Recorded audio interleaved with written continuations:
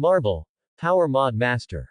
Chapter 41. The crowd at the edge of the training ground covered their faces with their hands, shielding themselves from the whistling air currents. They strained to keep their eyes open, unwilling to miss any of Li Ji's movements. Even these elite mutants had never witnessed such a sight, shattering space with bare fists and tearing off fragments of it. What's more, Li Jie was about to stuff a world into the spatial rift. This magnificent scene, which could be called the creation of a world, was something none of them wanted to miss, not even for a second. They had initially thought Li Jie would send the crystal ball directly into the void exposed after he tore off the spatial fragment. However, it turned out Li Jie had no such intention. In Li Ji's view, the universes in the Marvel universe were like eggs, each separated by a spatial barrier resembling an eggshell. Li Ji's act of tearing off a spatial fragment was like breaking off a piece of an eggshell. If he were to directly place the crystal ball through this exposed void, it would clearly mean throwing the crystal ball directly out of this universe's spatial barrier. Who knew where the crystal ball would drift to through the spatial turbulence? Wouldn't that be like throwing his masterpiece into the water to sink? So, at this point, Li Jie needed to find a way to fix the world inside the crystal ball onto this shell. Li Ji's initial goal was to transform this world, which should now be called Krakoa, into a sub-dimensional world attached to the real world. Therefore, there must be a definitive object for them to attach to. And how could a new world attach itself to the real world? This brings us to the ability Li Jie specifically designed to store his powers. That's right. It was the original sealing ability that created ability cards. As a good designer, one must always be brave enough to try different materials. The ultimate purpose of the sealing ability was to store. And what could store things better than space itself? So, Li Jie had originally planned to directly seal Krakoa onto the universe's spatial barrier. And this spatial fragment, torn off by Li Jie, was the sealing card he had prepared for Krakoa. In the future, as Krakoa's world space expands, it can continuously spread into the surrounding space, using this spatial fragment as its origin. From the perspective of an eggshell, it's like a spot on the shell continuously growing larger. Naturally, the spatial range that Krakoa can influence will also become larger and larger as the spot spreads. The imprint designed by Li Jie, allowing free entry and exit from Krakoa, thus had a basis for realization. Moreover, Li Jie also thought of another benefit. Krakoa, sealed onto the universe's spatial barrier, would simultaneously possess the same spatial barrier protection and repair capabilities as the universe. Without the ability to break or traverse space, the only way to enter Krakoa would be through the imprint designed by Li Jie. So, this spatial sealing technique directly gave Krakoa vast development potential, strong concealment, and an impenetrable protective barrier. As Li Jie slowly pressed the crystal ball in his left hand onto the spatial fragment, which he had stabilized with his spatial ability in his right hand, a phantom image of a world gradually appeared on the surface of the spatial fragment. Various terrains could vaguely be seen flickering on it. Like a colorful bubble, beautiful yet empty, full of dreamlike colors, but lacking any real sense of existence. This was because Krakoa's red stone sun had not yet absorbed enough energy, and everything inside was still just an energy phantom. But there's no need to worry. With the power of the red stone, it will soon absorb enough energy to quickly solidify and expand Krakoa to a considerable size. After confirming the seal was successful, Li Jie did nothing more, directly pushing the spatial fragment back into its original position. Although the spatial cracks Li Jie had punched open had not yet healed. The powerful, all-consuming suction had already disappeared. The crowd, who had been resisting the whistling winds caused by the greatly weakened but still present devouring force, immediately noticed this. Already curious about how Li Jie would integrate Krakoa into the real world, everyone quickly gathered around Li Jie. Watching Li Jie use his fingers to smooth out the spatial cracks one by one, as if ironing wrinkles from a piece of cloth. They all suppressed their desire to ask questions, afraid of disturbing Li Jie and potentially causing the spatial cracks to expand, leading to a spatial rupture. The small spatial fragment Li Jie had torn off earlier had already created such a powerful devouring force in the void. And Li Jie had blocked most of its power. If the spatial rupture were too large, they couldn't guarantee that Li Jie could still withstand the devouring power. Even for their own safety, a little extra time wouldn't hurt. In reality, Li Jie didn't take much time to smooth out those spatial cracks.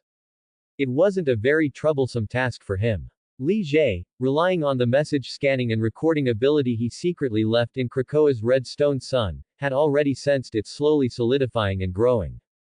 Just as he was about to say something to the people present, he perceived spatial fluctuations around them.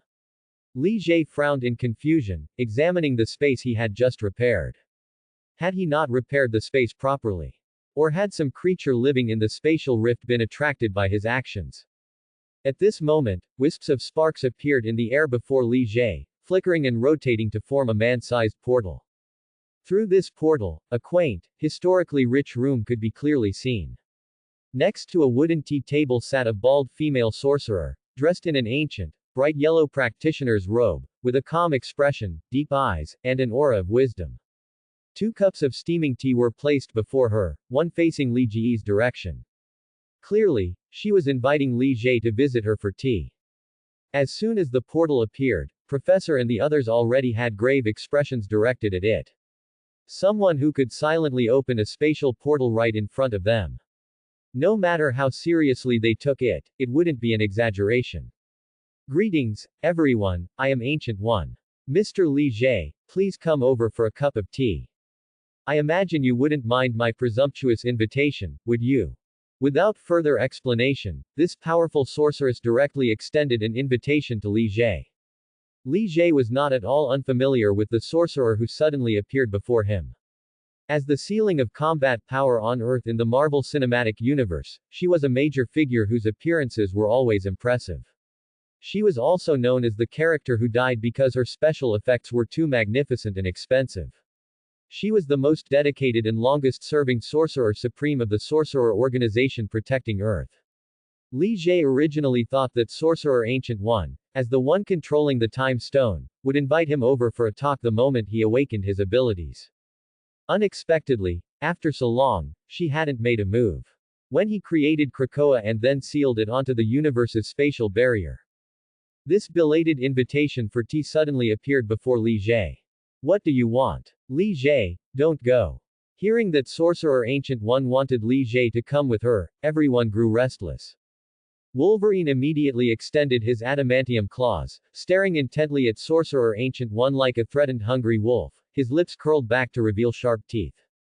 Cyclops transformed into his demon form without hesitation, curved demon horns grew from his head, his body became tall and robust, dark red skin glowed, and a suit of energy armor seemingly made of magma instantly covered him.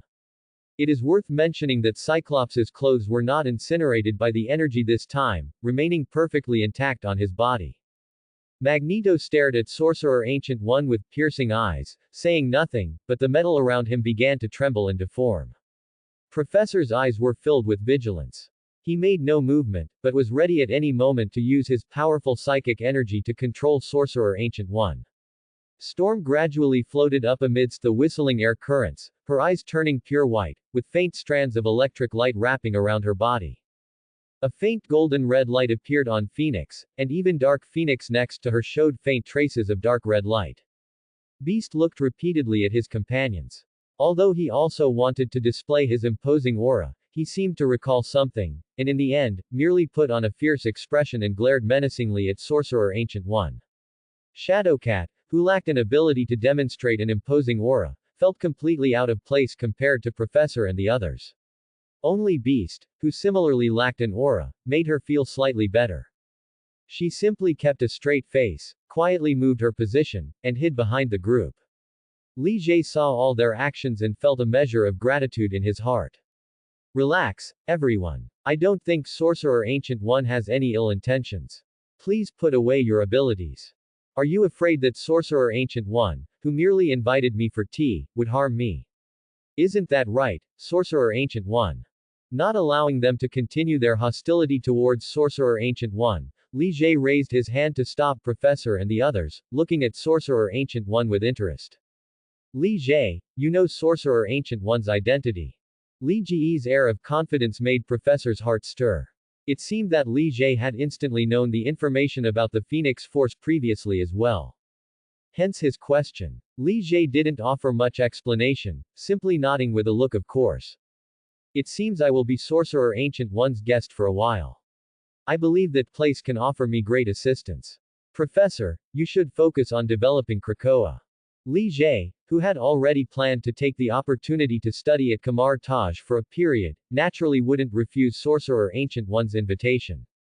The various magic knowledge there, for someone like him who relied entirely on instinct to use his abilities, was like a born divine sage in the primordial world listening to the Tao ancestors' sermon. With a systematic and complete foundation of knowledge, he could develop things that belonged to him based on it. Sorcerer Ancient One remained seated quietly. Faint steam floated above the teacup in front of her, emitting an enchanting fragrance. The actions of the crowd did not elicit any reaction from her. Even the expression on her face maintained that subtle, elusive smile. She pointed to the teacup in front of Li Jie, making a gesture of invitation. Li Jie looked at the crowd, who were hesitant to speak, waved his hand dismissively, and walked straight into the spatial portal. As Li Jie entered, the portal instantly shrank to a point, with only a few sparks flashing before disappearing completely. Looking at the vanished Li Jie, the people in the training ground exchanged glances. Eric, you and Raven should leave now. There are still many things we need to collect for Krakoa.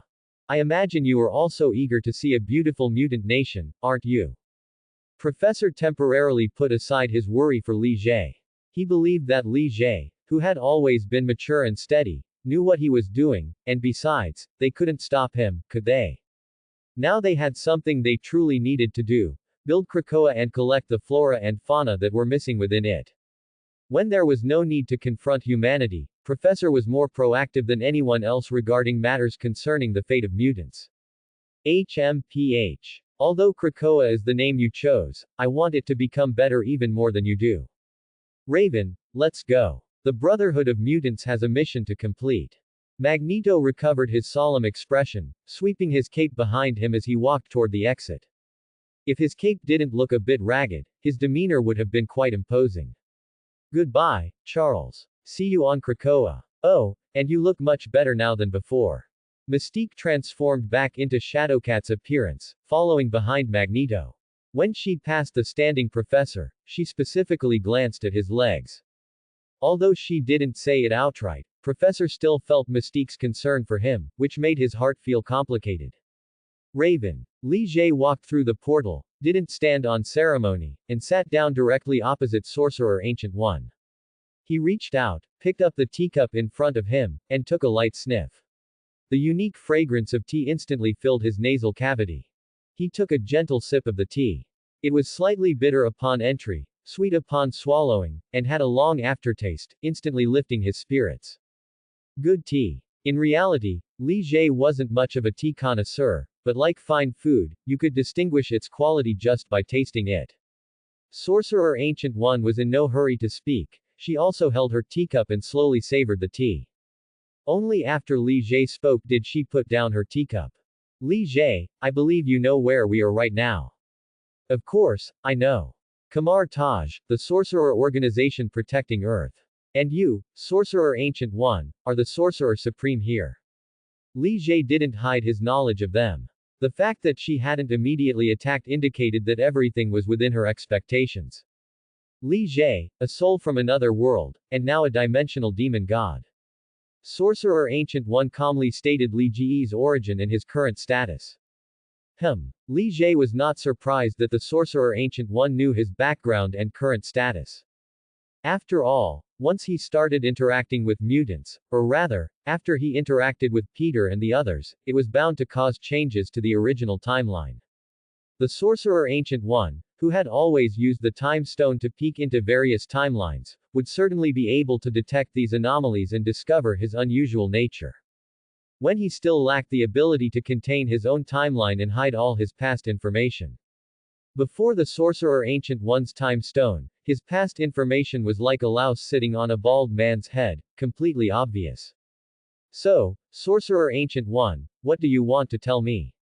Li Jie simply narrowed his eyes, took another sip from his teacup, and asked curiously. Li Jie, you are a person who should not exist in this world. Since you awakened your mutant abilities, everything in the future has become increasingly unpredictable. So, will you destroy the Earth? As she spoke, the Sorcerer Ancient One's gaze sharpened like a knife, scrutinizing Li Ji's expression. Are you joking, Sorcerer Ancient One? My parents in this life and I all live here. Why would I destroy the Earth? At most, I'll just reform this world a bit. Li Jie hadn't expected the Sorcerer Ancient One to raise the issue to the world level so directly. He didn't mind the Sorcerer Ancient One's vigilance, it was a sign of her responsibility. Nor did he hide his desire to reform this world, seeing as he had already created a Krakoa. In that case, Li Jie, I hope you can make this world sufficiently magnificent. There is a lot of magic knowledge here. I believe you need it right now. You can stay here and study for a while. The Sorcerer Ancient One looked closely at Li Ji's face, seemingly confirming the truthfulness of his words. She then slowly lowered her eyelids, her finger lingering on the outside of the teacup before finally remaining still. I will have Sorcerer Mordo arrange everything, the library will be completely open to you. Come in, Mordo. After speaking, the Sorcerer Ancient One finally picked up her teacup and took a gentle sip. Hearing the Ancient One's call, a tall black sorcerer pushed open the door and walked straight toward Li Jie. Please. Li Jie watched the Sorcerer Ancient One drinking tea, then looked at Sorcerer Mordo's hand extended toward the door. He hadn't expected the Sorcerer Ancient One to open up the entire Kamar Taj library to him before he even had a chance to speak. Was it because of the time stone?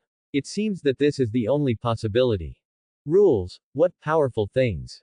It seems I truly need to diligently study all knowledge related to directly analyzing rules. Be it magic or technology. Only by doing this can my designs be smoother and more reasonable, and the heights I can reach will also increase. I cannot become a reckless brute who relies solely on talent. Even the patriarchs and Tao venerables in myths never stop seeking enlightenment and profound mysteries. I certainly cannot be a frog in a well. Then I apologize for the intrusion during the coming days, Sorcerer Ancient One. Sorcerer Mordo, I will be troubling you next. Since the other party was so generous, Li Jie naturally wasn't an impolite person. He stood up, greeted Sorcerer Mordo, and then followed him out of the tea room, continuously walking through the complex of buildings. Along the way, they occasionally saw a sorcerer hurrying past, greeting Mordo, but only glancing curiously at Li Jie before ignoring him. Perhaps it was Sorcerer Mordo's presence that let them know Li Jie was unusual. In fact, Li Jie was somewhat curious about what these sorcerers were busy with, but learning was the most important thing right now. While passing a training ground, Li Jie inadvertently spotted a person he was very familiar with.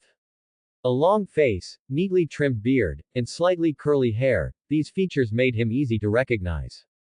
He couldn't say he was familiar with the person himself, only with the character from the movies of his previous life. Yes, it was that unreliable, trouble-making Dr. Strange. Mordo saw Li Jie staring at the people on the training ground and thought he was attracted by the magic they were practicing. He couldn't help but introduce them to him. These are the new sorcerer apprentices.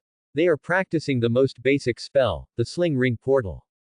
Since the Sorcerer Ancient One has already permitted you to learn Kamar Taj's magic, you can join them if you wish to study. As someone who had always deeply respected the Sorcerer Ancient One, Mordo meticulously carried out everything the Sorcerer Ancient One decided. Since Li Jie had received the Sorcerer Ancient One's permission, Mordo would naturally ensure he studied magic properly. No need, Sorcerer Mordo. I was just a little curious. Please take me to the library instead, the knowledge there is what I need most. After his gaze lingered briefly on Dr. Strange's constantly trembling hands as he struggled to draw circles, Li Jie declined Mordo's suggestion. He didn't know what the timeline of this current world looked like. Hulk hadn't even appeared yet, but Dr. Strange was already studying magic at Kamar Taj. Was this the butterfly effect caused by his own presence? But none of this affected him. Li Jie merely thought about the timeline issue for a moment before pushing it to the back of his mind, continuing to follow Mordo toward the library. Strange struggled to control his hands, trying to keep them from trembling. He had never missed his former steady and precise hands so much. He had spent all his savings and tried every method to heal his hands. Now, He had finally learned about Kathmandu from a former patient, and after enduring countless hardships, he had found Kamar Taj, this sacred place of magic. After the Sorcerer Ancient One shattered his worldview by using soul travel across the multiverse, he had been diligently studying magic. But his hands simply refused to obey him, shaking incessantly. While the other sorcerer apprentices could already conjure sparks, and some could even draw an incomplete circle, he still couldn't even conjure a single spark. He began to doubt whether he lacked the talent for magic, or if his constantly trembling hands were preventing him from truly mastering it. He had seen Mordo bringing Li Jie over just now. He wondered if it was his imagination, but the child, who looked only a little over 10 years old, seemed to be staring at him, specifically at his hands. That curious gaze made his face burn, as if the child was mocking him for why his hands shook so badly and why he couldn't conjure sparks. Looking in the direction Li Jie and Mordo had come from, which appeared to be the Sorcerer Ancient One's tea room, he grew somewhat curious about Li Jie. After Li Jie and Mordo left, Strange took a deep breath, suppressed the frustration in his heart, and continued to focus on drawing circles. Kamar Taj was like a place forgotten by time. Everything was so peaceful, with a charm that had settled over time. Li Jie had been living here for some time. He usually spent his time in the library reading various magic books and chatting with the librarian, Master Wang. Occasionally, he would go to the training ground to learn how to use magic and check on Dr. Strange's learning progress. With Master Mordo's prior instructions, the sorcerers here would not stop Li Jie from auditing classes. Li Jie rarely saw the other sorcerers here. On the rare occasion he did, they would hurry past, busy with who knows what. As he spent more and more time learning magic, Li Jie began to feel the benefits of this magical knowledge. Magic, in essence, is the guidance and utilization of energy and rules. Although Kamar Taj's magic required borrowing Agamotto's power to be used, the knowledge within it was universal. He already had the designed red stone energy source, and perhaps there would be other energy sources in the future, so he would not lack energy. Moreover, his own abilities determined that he could design various rule-related abilities. Although the designed abilities were initially just a foundation, they could be continuously developed and strengthened. Li Jie felt how similar this process of continuous strengthening was to learning magic. In the future, if the abilities he spread were developed by others, and he then collected their feedback, wouldn't he be able to continuously strengthen his understanding and control of rules? His approach seemed exactly like Agamotto's, both acting as a source of power. It was just that Agamotto already had a complete and systematic method for power dissemination, which was Kamar Taj's magic. Whereas he was still accumulating experience, the power he spread was not systematic, and the quantity spread was still too small, not yet reaching a significant scale. And Kamar Taj's magical knowledge was the fundamental accumulation he needed most, which could help him establish his own system.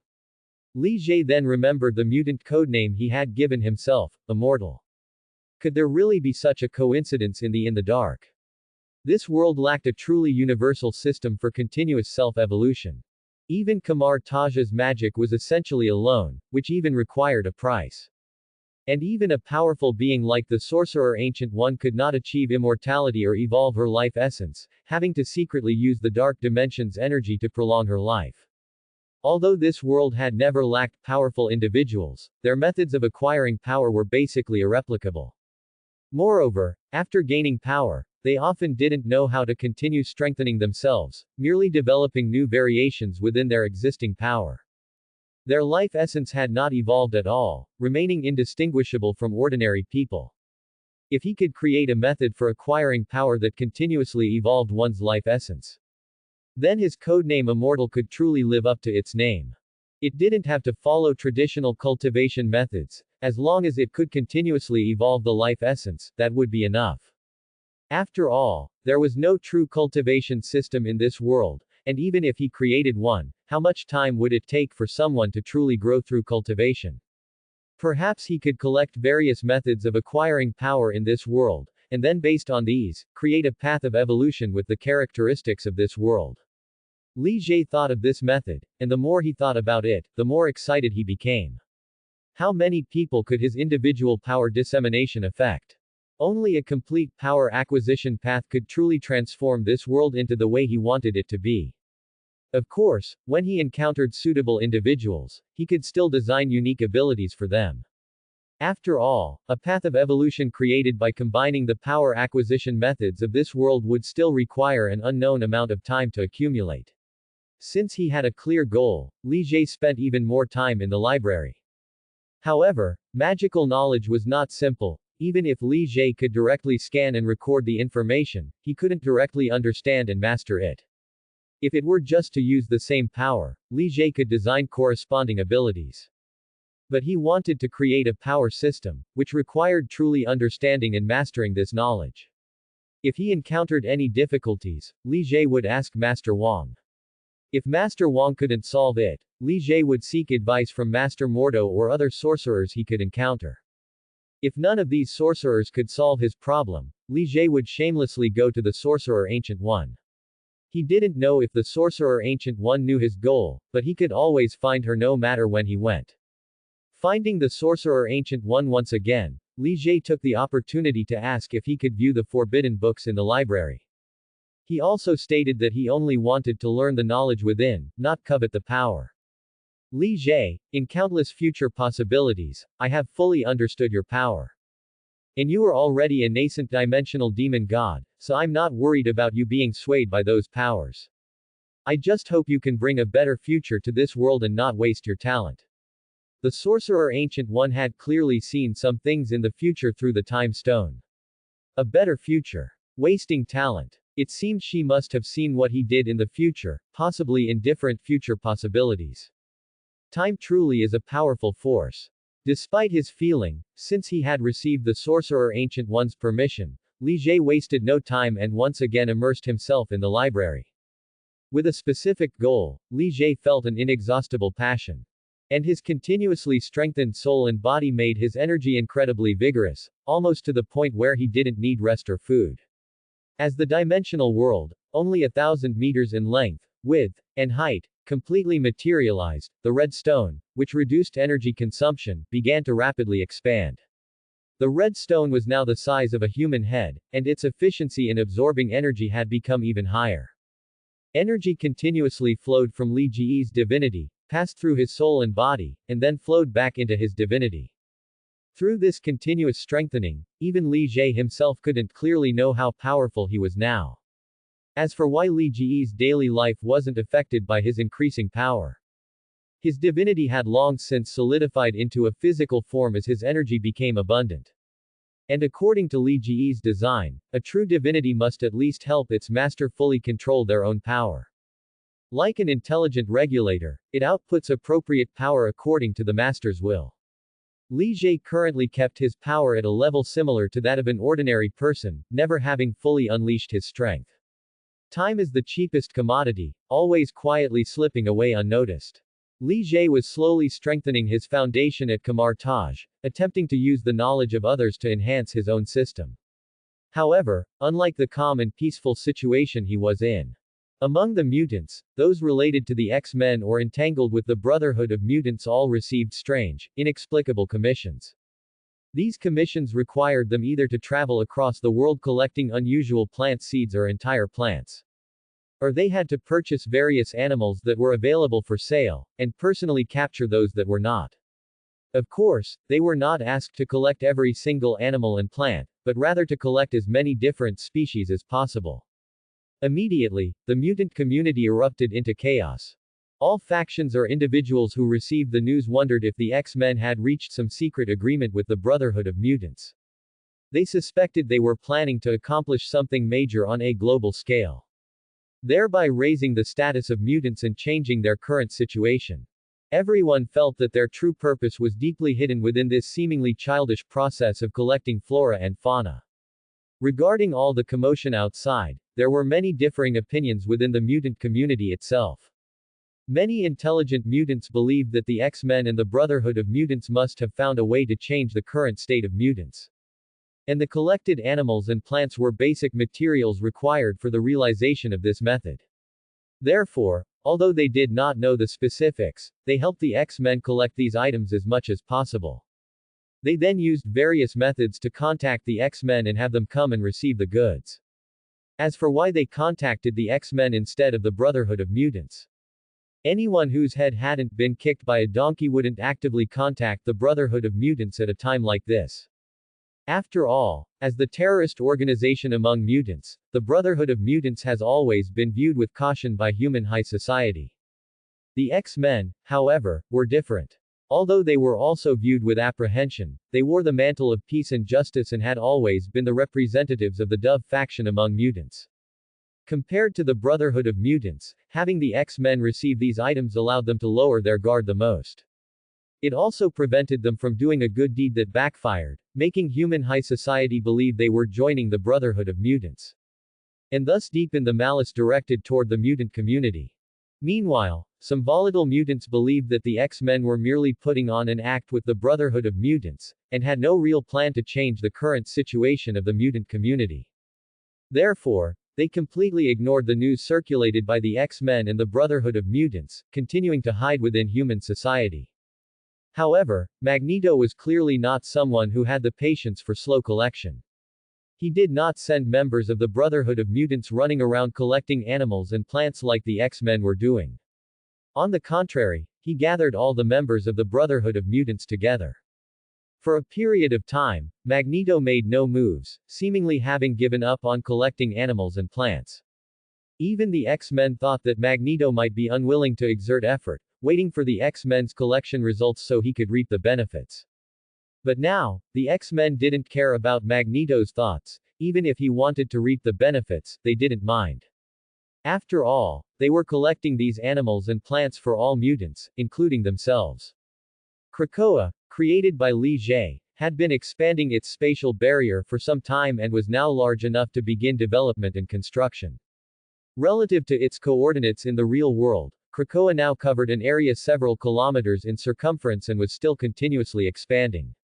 Since Li Jie left the academy, the X-Men frequently entered Krakoa via the imprint to check on it. Fortunately, when Li Jie first created it, he designed oxygen to be a substance Krakoa would generate itself. Otherwise, they might have needed to carry oxygen tanks just to enter. The environment inside was desolate, completely devoid of life. A true barren land. However, they also saw the various geographical environments Li Jie had designed. Since the internal space was still small, it took only a short time to tour all the areas. These environments, which were clearly distinct, coexisted in this small world without affecting each other. It was as if an invisible barrier completely isolated them, preventing any impact on the surrounding environment. They secretly sighed in admiration, realizing that Li Jie had taken all these factors into account when designing Krakoa. The continuous expansion of Krakoa delighted the X-Men, as this would become the holy land for their mutants. Naturally, they hoped it would become as large as possible. However, it was still desolate inside and completely unsuitable for survival. They also brought in some animals and plants that could be collected near the academy, settling them in appropriate environments. The rules Li Jie designed to strengthen the creatures inside took effect. Virtually no creature failed to survive. However, the species found near the academy were merely a drop in the bucket for a world that was continuously expanding. To form a rich and diverse biosphere within Krakoa, they needed many more species. Therefore, after this, the X-Men began constantly collecting missing creatures in every place they could reach, settling them into appropriate environments within Krakoa. This stunned the factions that had been monitoring their movements. They hadn't expected the X-Men were genuinely collecting creatures. But it also led them to notice something strange. The X-Men were collecting a considerable number of creatures. Why had they never seen where the X-Men were transporting them? They only saw the X-Men continuously collecting creatures, changing locations, and then collecting more creatures. The collected creatures seemed to vanish into thin air. As an organization of agents dedicated to protecting the world. SHIELD, which openly monitored and controlled anyone they deemed a threat. The actions of the X-Men naturally could not be hidden from them. The creatures that disappeared without a trace, combined with the X-Men's enthusiasm for biological collection, drew their attention deeply. As the organization specializing in handling such matters, they certainly needed to thoroughly investigate anything suspicious. Of course, as a legitimate organization, they wouldn't just directly arrest the X-Men for questioning. This was primarily because they were wary of Professor X. Since the X-Men had always been the representatives of the Dove faction among mutants, they could directly approach them for a discussion. There is nothing S.H.I.E.L.D. cannot investigate. As long as there is a need, they can uncover anyone's information clearly and thoroughly in a short amount of time.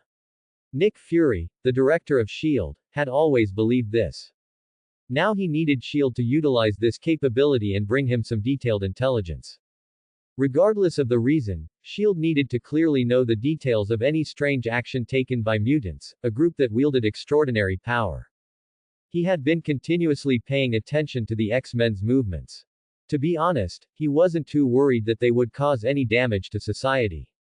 After all, he knew Professor X well. A lifelong pacifist, he would never allow the X-Men he founded to do anything that would harm human society.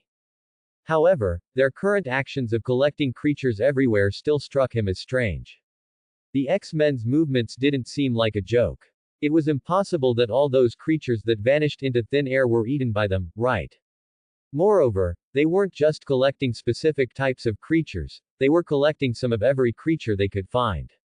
It was as if they were deliberately trying to collect all living beings. He thought carefully for a moment. Could it be that they wanted to establish an independent ecosystem? However, according to S.H.I.E.L.D.'s intelligence, there had been no major movements within the mutant community recently. Establishing an ecosystem requires a sufficiently large area, and S.H.I.E.L.D. would certainly detect any trace of such a movement by the mutants. Yet now, they had found nothing.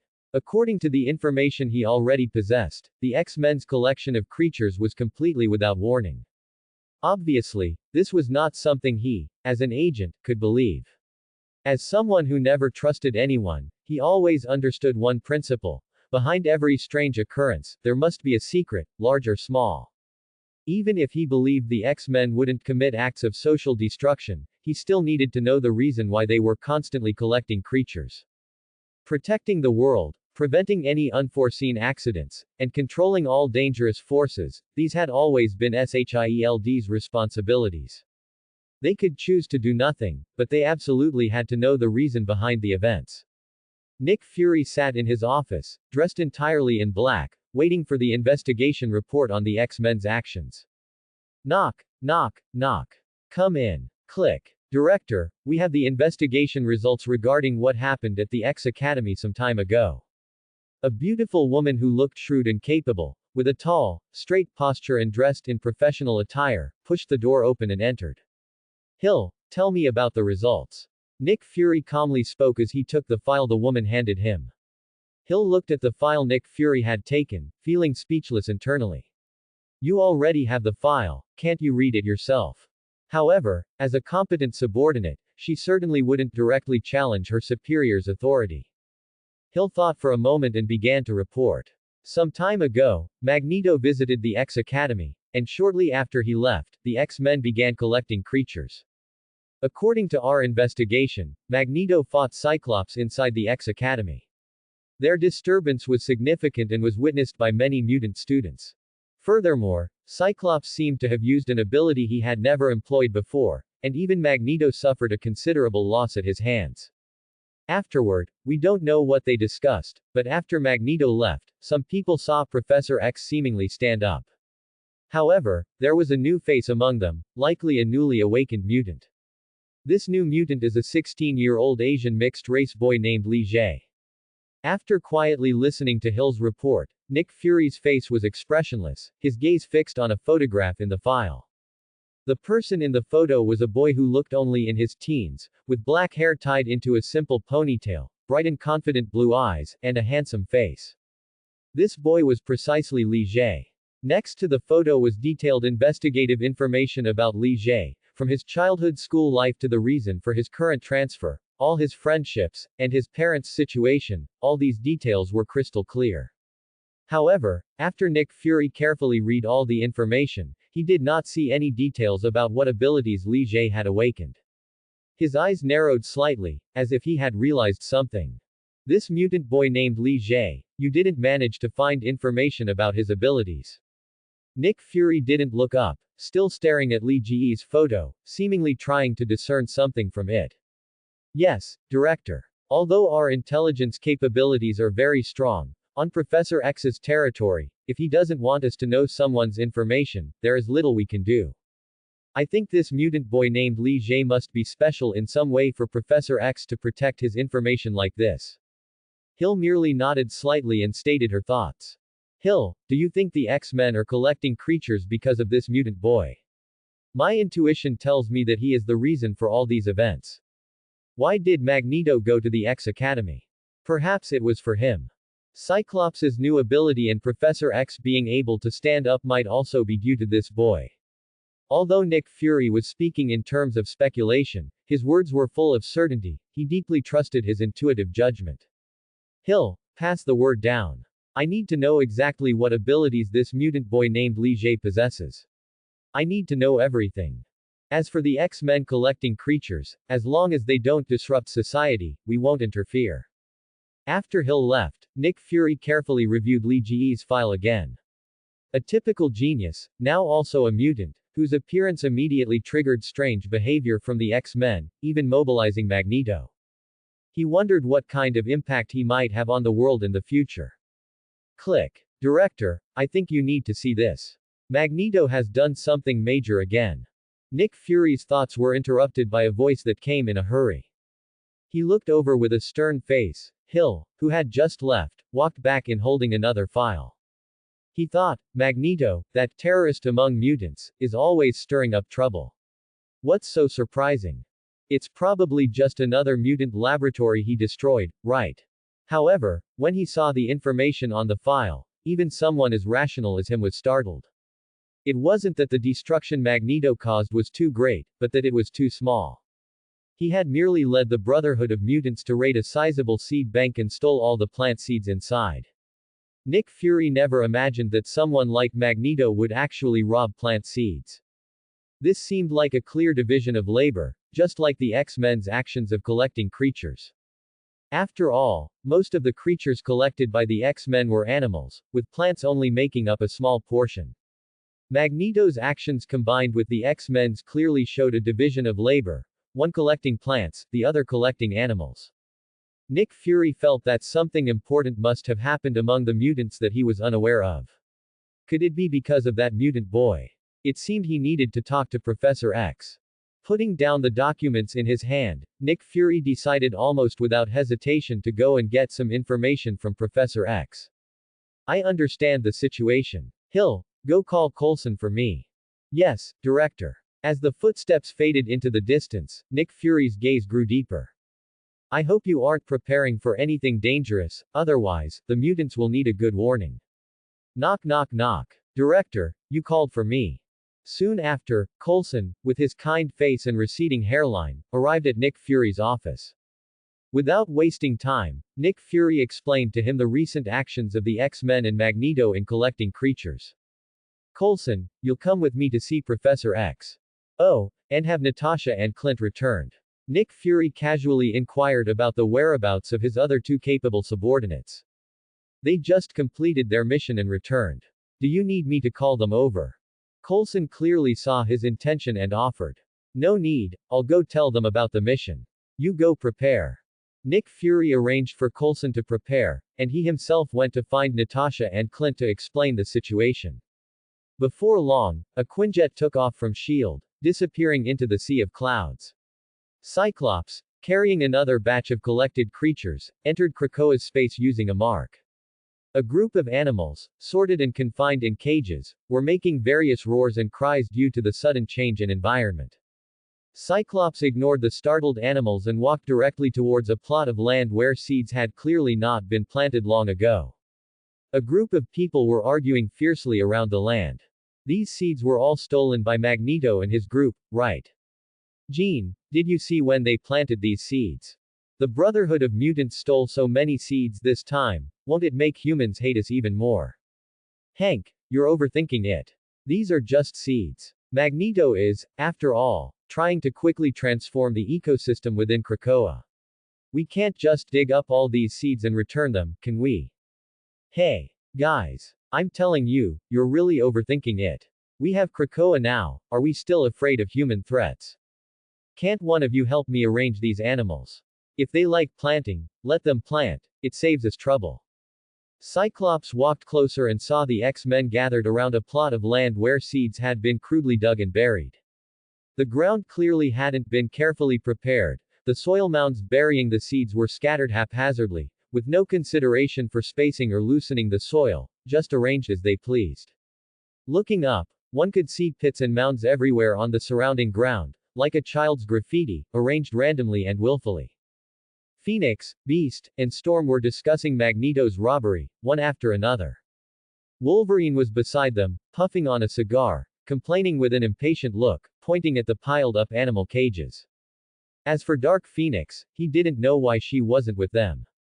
Logan, these are the last batch of animals. The others that are difficult to collect can be gathered slowly later.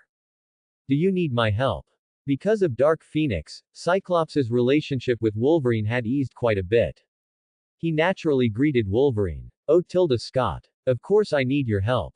If you hadn't collected these animals so quickly, why would I be here arranging and dealing with these fool animals? Spitting out a large puff of smoke, Wolverine looked at Cyclops with annoyance.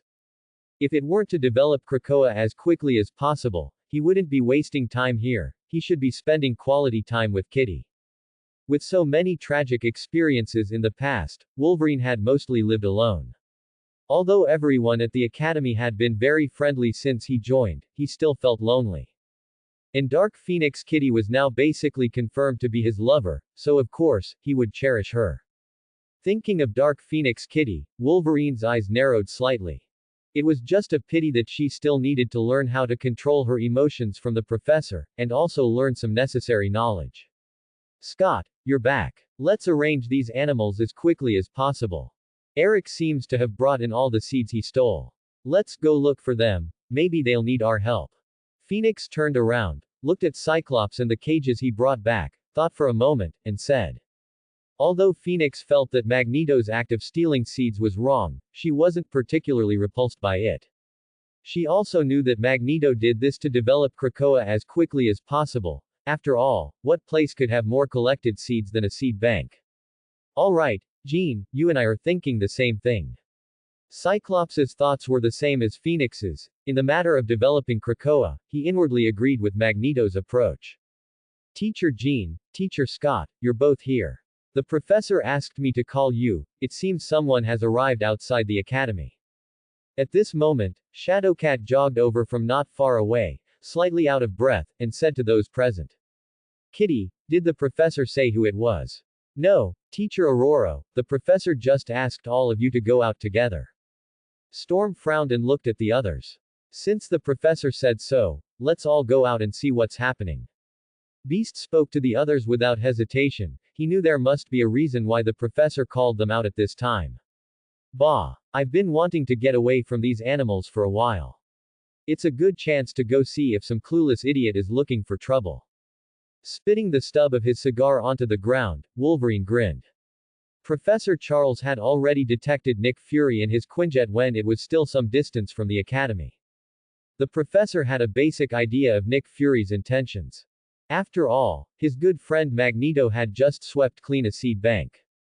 Moreover, the X-Men had been constantly collecting various creatures and wandering all over the world during this period.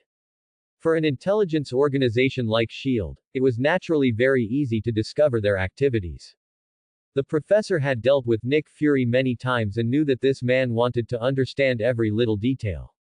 This time, the X-Men and the Brotherhood of Mutants were inexplicably collecting creatures, and Magneto even went so far as to raid a seed bank. Nick Fury thinking that there might be some secret behind their strange behavior didn't surprise the professor at all. The professor just hadn't expected Nick Fury to come directly to the academy. Was he trying to gather information from him? The professor was already thinking about how to send Nick Fury away. Although Krakoa had started to develop, it still needed some basic infrastructure for mutants to truly live there. During this time, they had been collecting creatures to ensure Krakoa could quickly have a self-sufficient ecosystem. Therefore, they hadn't started building various living facilities yet. They still needed some time for mutants to truly live there. Even with Krakoa as a mutant world, most mutants still needed to live in human society, not to mention that mutants were constantly awakening among ordinary people. The professor still wanted to avoid unnecessary trouble. The professor and the X-Men stood at the entrance of the academy, quietly looking up at the sky. Nick Fury and his team immediately saw the group looking up from the Quinjet's window. It seems the master of this place already knows of our arrival. No expression could be seen on Nick Fury's face. Coulson and the other two accompanying him were not as calm. At this time, various superhumans were still rare. Even though Nick Fury had informed them about the mutants in advance. But to be waiting for them from such a distance still made them feel incredible. The group of four disembarked from the Quinjet parked outside the academy, with Nick Fury leading the way towards the professor and his group. As they walked, Nick Fury was also observing the professor and his team. His gaze lingered for a second on the professor's intact legs, then swept over Cyclops' eyes. He didn't see Cyclops' iconic glasses mentioned in the files. His eyes flickered, confirming his suspicion that something he didn't know had happened to the professor and his team. Coulson and the other two followed behind Nick Fury, secretly observing the professor and his team. They were all very curious about mutants, such a superhuman race. Long time no see, Professor Charles, you look well. Director Nick, you too. After a brief conversation at the entrance, the group walked into the academy. The mutant students playing along the way gave Coulson and his two companions a real eye-opener. Controlling water and fire, invisibility, growing larger and softer, super speed. If Nick Fury hadn't informed them about mutants beforehand, they might have thought they had arrived at a magic academy. However, it was precisely because of these students' displays that they gained a full understanding of the danger level of mutants. Looking at the professor and his team ahead, the three's gazes unconsciously became more and more vigilant. The professor keenly noticed their vigilance, which was not unexpected. The power of mutants was destined to make ordinary people look at them with strange eyes. Moreover, these few people were all from an intelligence organization like S.H.I.E.L.D. It didn't take long for the group to arrive at the conference room where they had last spoken with Magneto. Professor Charles, you've been collecting creatures everywhere recently, can you tell me why? Magneto Eric Lensher robbed a seed bank's inventory, presumably for the same reason as you. After sitting down, Nick Fury didn't waste any time and directly stated his purpose without being polite. Coulson and the other two secretly broke into a cold sweat. Wouldn't such an attitude provoke them? They secretly observed the X-Men's reactions and indeed saw their unfriendly gazes. Especially Wolverine's gaze, which looked fierce, as if he could hit someone at any moment. Nick Fury naturally saw the X-Men's gazes, but he wasn't worried that they would do anything. A group of pacifists were always very tolerant.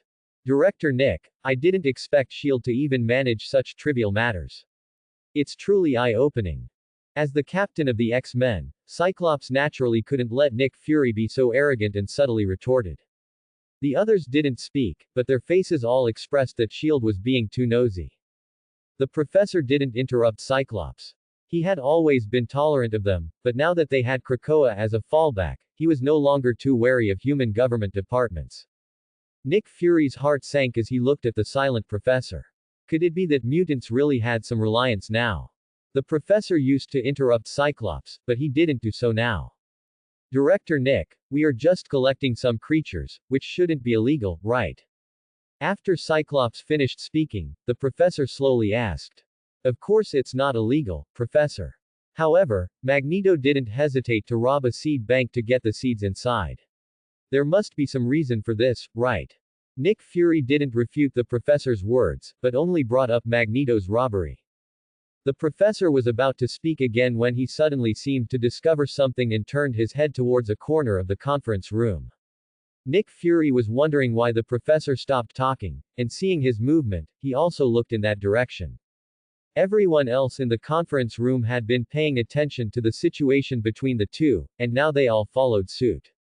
They saw strands of golden sparks slowly appearing in the void, expanding from the center and rotating up, down, left, and right, instantly forming a spark circle taller than a person. From here, one could clearly see an ancient training ground on the other side, where some people in wizard robes were constantly gesticulating at the air. Before they could observe further, a figure stepped through the spark circle and entered the conference room. The spark circle instantly retracted, and the scattered sparks flickered a few times before disappearing. Everyone in the conference room looked at the suddenly appearing person, and for a moment, no one spoke. Professor, what is this? Am I here at the wrong time? The person who arrived was our protagonist, Li Jie. He had almost finished recording the magic knowledge of Kamar Taj during this period. So, apart from asking a few questions, he no longer needed to stay in Kamar Taj all the time. After bidding farewell to the Sorcerer Ancient One and the others, Li Jie decided to return to the Mutant Academy for a good rest. He didn't expect that by merely setting his teleportation location to the familiar conference room, he would find so many people there. Li Jie did not carefully observe the situation on this side when he opened the portal. Instead, he walked straight through as soon as the portal opened. He was not surprised that there were people in the conference room. After all, the X-Men often discussed matters here. However, he was surprised to see several people from S.H.I.E.L.D., which made him realize that something he didn't know about must have happened. But he didn't want to bother with their affairs right now, he just wanted to go out and find a place to enjoy the sun for a while. Ah, Professor, please carry on. I'll head out now. He only took a careful look at Nick Fury's bald head. The faces of people like Natasha, Hawkeye, and Coulson allowed Li Jie to immediately confirm their identities. Although Black Widow Natasha looked very beautiful and stunningly attractive, Li Jie's current age determined that he would not have any ideas about her. As a transmigrator, Li Jie had no hobby of collecting beautiful women. Besides, if he were to look, he would look for someone his own age. Alright, you may go. Although Li Jie's appearance caught the professor a bit off guard, he didn't forget that there were outsiders present, and immediately agreed to Li Jie's request to leave. Nick Fury had been staring at Li Jie ever since he emerged from the portal. Not only did he memorize Li Jie's face from the start and consider him a key suspect in the X-Men and Magneto's supposed collection of creatures. But that circle of sparks Li Jie walked out of, if he wasn't mistaken, that must have been a portal, right? Furthermore, from a quick glance through the portal, it seemed like there were many people practicing something at the place Li Jie came from. Could this be another hidden extraordinary power he didn't know about? He felt that coming to the Mutant Academy this time was the right decision. Just knowing about the portal Li Jie used, and the existence of a suspected hidden extraordinary power, was already a gain beyond his expectations. He felt he no longer needed to argue with the professor and the others. As long as he could handle this mutant student named Li Jie, everything he wanted to know should be revealed. I don't believe we've been introduced. May I have a word with you? Nick Fury seized the opportunity before Li Jie could leave and spoke to him. I apologize, Director Nick, but I don't think he is suitable to be involved in our affairs. He still needs to attend class. Cyclops immediately cut off Nick Fury's next words. His meaning was clear. Li Jie was still a student, and he hoped Nick Fury would not interfere with his studies.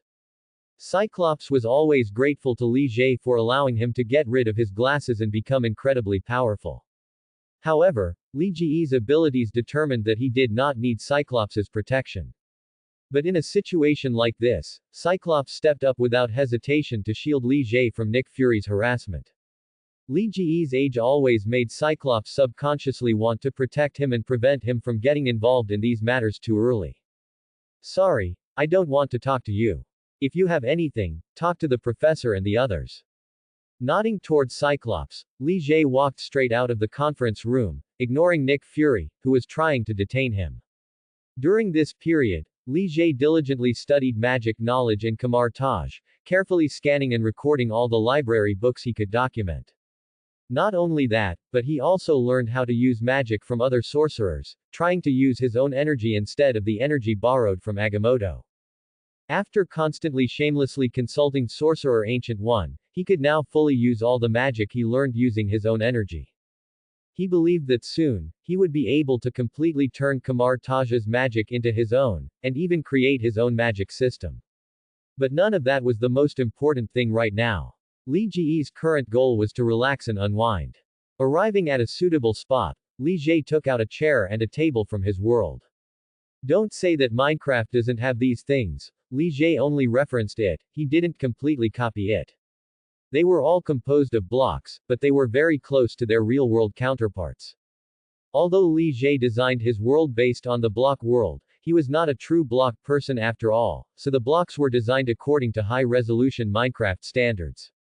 Therefore, upon close inspection, everything in Li Ji's world was found to be composed of miniature blocks. It gave a sense of unreal reality. Sitting on the chair, Li Jie then took out some fruit and meat chunks, placing them on tableware also made of blocks. The bright sun gently shone upon the grass, and the lush green blades trembled slightly with the gentle breeze. Li Jie held a red apple that looked impossibly perfect and took a bite. There was no sourness whatsoever. The full juice and crisp texture provided only sweetness and deliciousness. With his other hand, he picked up a suitably sized piece of beef and popped it into his mouth. The unique savory flavor of the beef slowly blended with the sweetness of the apple. Alternating between apple and beef, Li Jie thoroughly enjoyed his meal. Hello, I'm Phil Coulson. You're Li Jie, right? I just asked some of your classmates. I arrived in a bit of a rush earlier and haven't eaten yet. Would you mind sharing some with me? Li Jie focused on dealing with the food on the table, ignoring Coulson, who had appeared beside him at some point. Coulson, receiving no response from Li Jie, wasn't embarrassed and continued talking to himself. The thing you used to come over just now must have been some kind of spatial portal, right? You know what? That's really cool. If only I had abilities like yours. Hearing this, Li Jie paused his eating motion. Could S.H.I.E.L.D. really be so resourceful that they had already investigated the matter of him being able to grant abilities to others, which the professor had been trying to conceal? However, seeing Coulson's eloquent appearance, this seemed like just a casual remark intended to elicit a reaction from him. But Li Jie didn't care whether they genuinely knew about it or not. He knew that power should not be easily transmitted, unless someone sincerely requested it. Even if he had decided to spread power, not just anyone could receive it. With a wave of his hand, he pulled another chair out of his world and placed it in front of Coulson. Have a seat. Take whatever you want to eat. Li Jie still had a good impression of this Transmigrator's novice village chief. Ignoring him earlier was just to give him the cold shoulder for a moment. Coulson watched Li Jie conjure a chair out of thin air. Although he was inwardly surprised, he didn't show it at all. Instead, he gracefully sat down. While constantly trying to bring up topics that might interest Li Jie, Agent Coulson was also secretly observing him. Li Jie wore a long black, gold-trimmed, dragon-patterned mage robe of his own design, his long hair tied up, and his face, though slightly youthful, appeared remarkably handsome. Observing Li Jie's every move, Agent Coulson actually perceived a sense of confidence befitting a superior, and an unhurried composure, as if nothing could ever trouble him. A high-ranking agent can lack many abilities, but the keen insight to observe details and extract useful information from the slightest clues is absolutely indispensable. Although he saw the demeanor of a superior in a student, and a student with no background or connections at that, it made him feel incredible. However, Agent Coulson's many years in the agent career made him very confident in his judgment. He was certain he hadn't misjudged. In Li Jie, he saw a sense of effortless control, a calm and indifference when facing people of any status. But perhaps it was his illusion, he vaguely sensed a condescending superiority in Li Jie's attitude towards him, as if Li Jie was looking down on him. However, it was precisely Li Jie's attitude that showed him the most appropriate way to interact with him. A confident and superior person is usually very proud, and many things they disdain to hide. However, such people also most dislike being deceived or used. So, if he simply asked questions directly, laid everything out openly, and interacted with him sincerely, then Li Jie would basically satisfy his needs. Even if he couldn't achieve his goal, he wouldn't leave a bad impression. Having understood this, the smile on Agent Coulson's face became more genuine, no longer just a routine professional expression. Agent Coulson sat in the chair, seeing that Li Jie was still unhurriedly eating, ignoring him. He wasn't annoyed, and turned his gaze to the various foods on the table. To truly interact with Li Jie like a friend, he couldn't treat himself as an outsider. It was at this moment that Agent Coulson realized the food Li Jie had brought out looked somewhat strange. Compared to the plump, rosy apples, the meat chunks on the table felt particularly peculiar to him. Although these meat chunks were already cut by Li Jie, some of their inherent characteristics remained unchanged. These meat chunks looked tender and juicy, with distinct colors and clear layers. The perfectly flawless dark brown, caramelized brown, from roasting further increased the desire to eat them. However, Agent Coulson's keen eyes still noticed some inconsistencies in the meat chunks. Their shape seemed too perfect, almost unreal. After thinking carefully, Agent Coulson finally realized the strangeness of these meat chunks. They were like the meat chunks in cartoons, possessing a deliberate perfection. Agent Coulson was about to use a fork to pick up a piece of meat for a closer look, but seeing Li Jie eating an apple and a piece of meat alternately, he felt it would be impolite to do so. His hand, which had already picked up a piece of meat, didn't stop. He smoothly put the meat into his mouth. Soft and springy, savory and juicy, with a rich meaty flavor, Agent Coulson could swear he had never tasted such delicious meat. As a senior agent who frequently traveled, he had sampled cuisines from all over the world. What kind of meat hadn't he eaten? No meat could compare to the deliciousness of the meat Li Jie had brought out. The deliciousness of the meat only caused Agent Coulson to lose his composure for an instant. The basic qualities of a senior agent allowed him to quickly regain his emotions. However, having said that, he unconsciously sped up his chewing. With such deliciousness before him, it could not be wasted. At the same time, he was also thinking about how to open the conversation, not forgetting that he still had a mission to complete, to obtain some intelligence from Li Jie. Li Jie hadn't brought out much food, and after the two of them devoured it, it all went into their stomachs in a short while. Touching his flat stomach, Li Jie felt no sense of fullness, nor any hunger.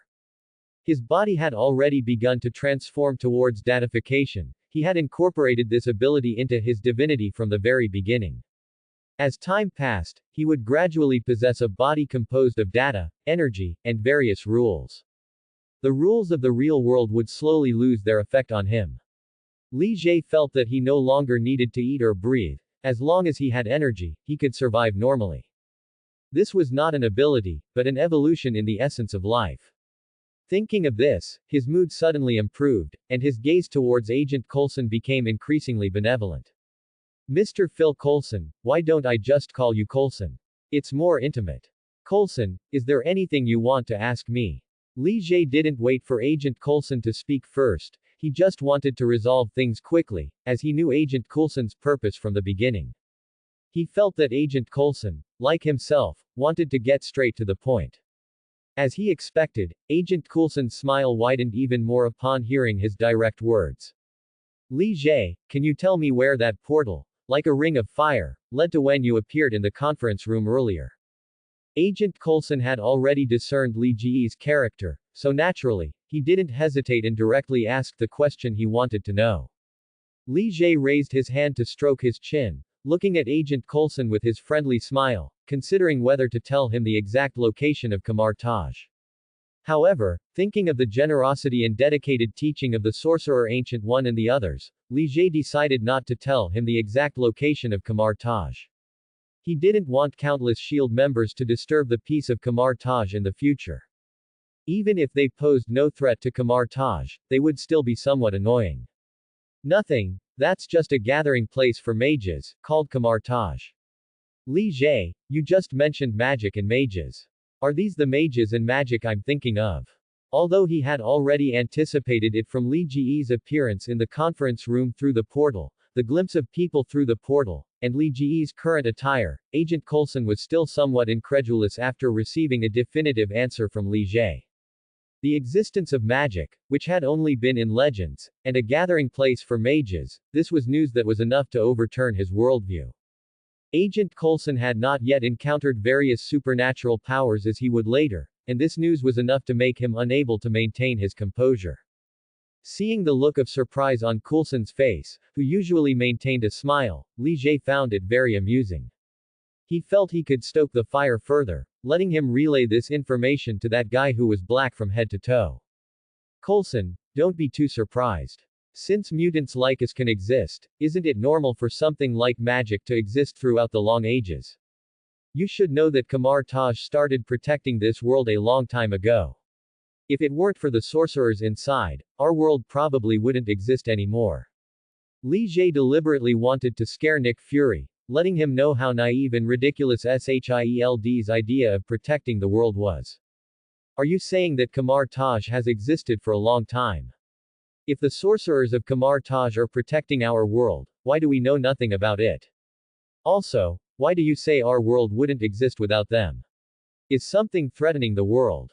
Coulson immediately grasped the key points in Li Ji's words, ignoring the surging emotions in his heart, and pressed him eagerly for answers.